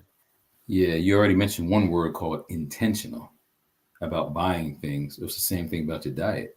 The queen of my home, she bought some mixed greens already. Mixed greens, had a natural cucumber. Wow. And it's got a radish, green peppers. You know what? I look forward to coming home every day, make my own salad, not wait for some line Chick-fil-A, because you get a whole lot of Black people waiting in line Chick-fil-A. I don't know what's in Chick-fil-A. It must be some crack in the chicken, like they cloned Tyrone. But you have to be intentional about what you want to consume. So I enjoy coming home every day making that salad. Okay, so that's not going to last forever. So you might have to buy another one. In terms of juices, Queen in the house also mixed juices: kale, spinach, spirulina, ginger. What? Consuming all that natural, not worry about any artificial flavors. Got to consume it at a certain time so it doesn't get putrid and go. So, but you're making it live.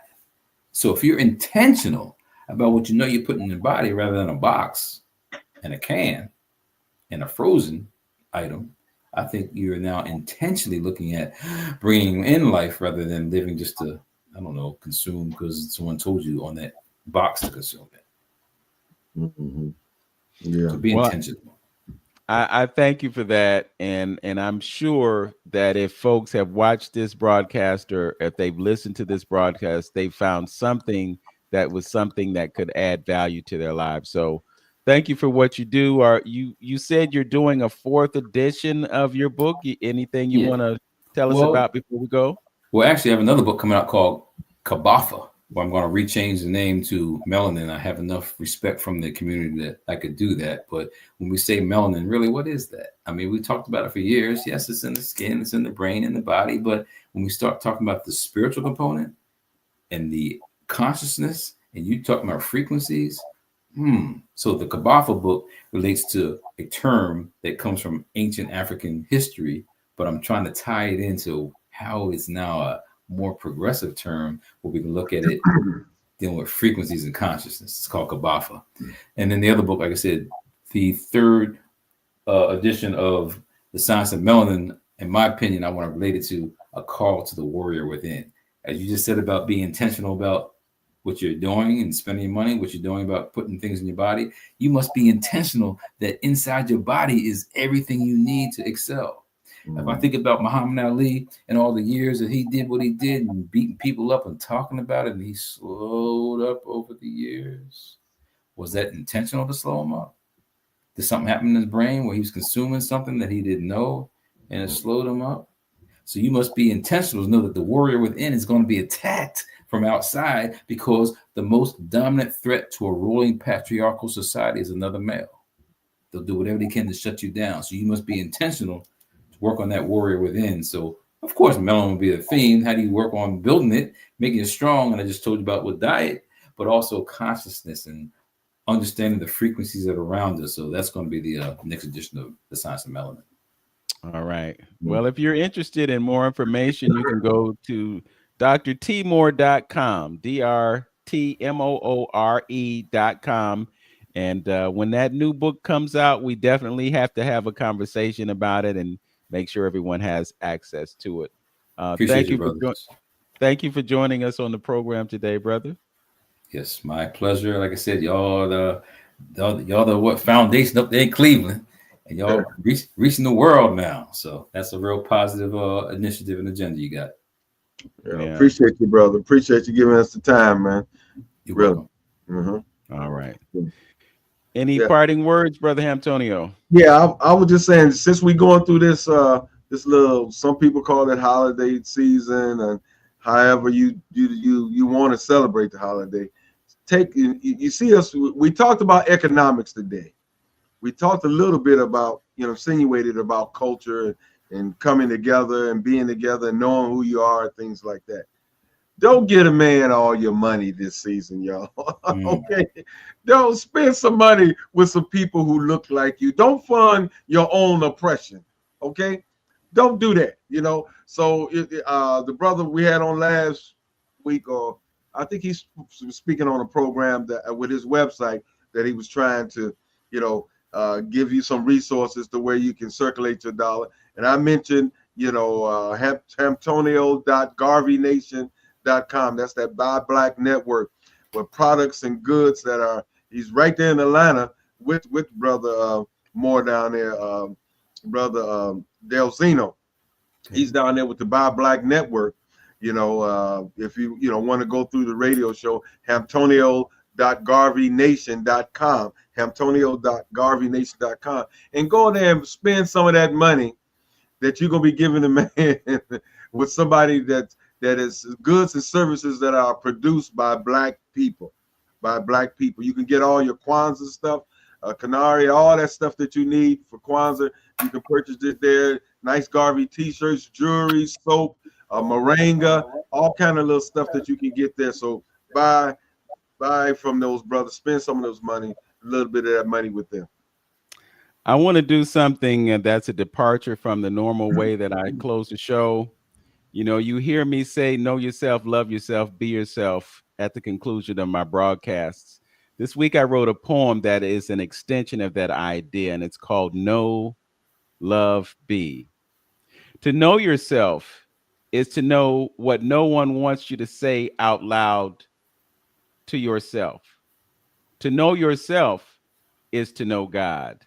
To love yourself is to love God. To be yourself is to be an aspect of God. To do all three is to be a universe, a verse of one under the sun, in the midst of the moon, stars, and planets, a verse of one navigating the galaxies in space and multiple dimensions, a verse of one among many called humanity, living as one, differently one, similarly one, loving as one, surviving as one, thriving as one, winning as one. Know yourself, love yourself, be yourself. All right. Peace. Peace. Brothers. All right. Thank you, Doc. My pleasure. Mhm.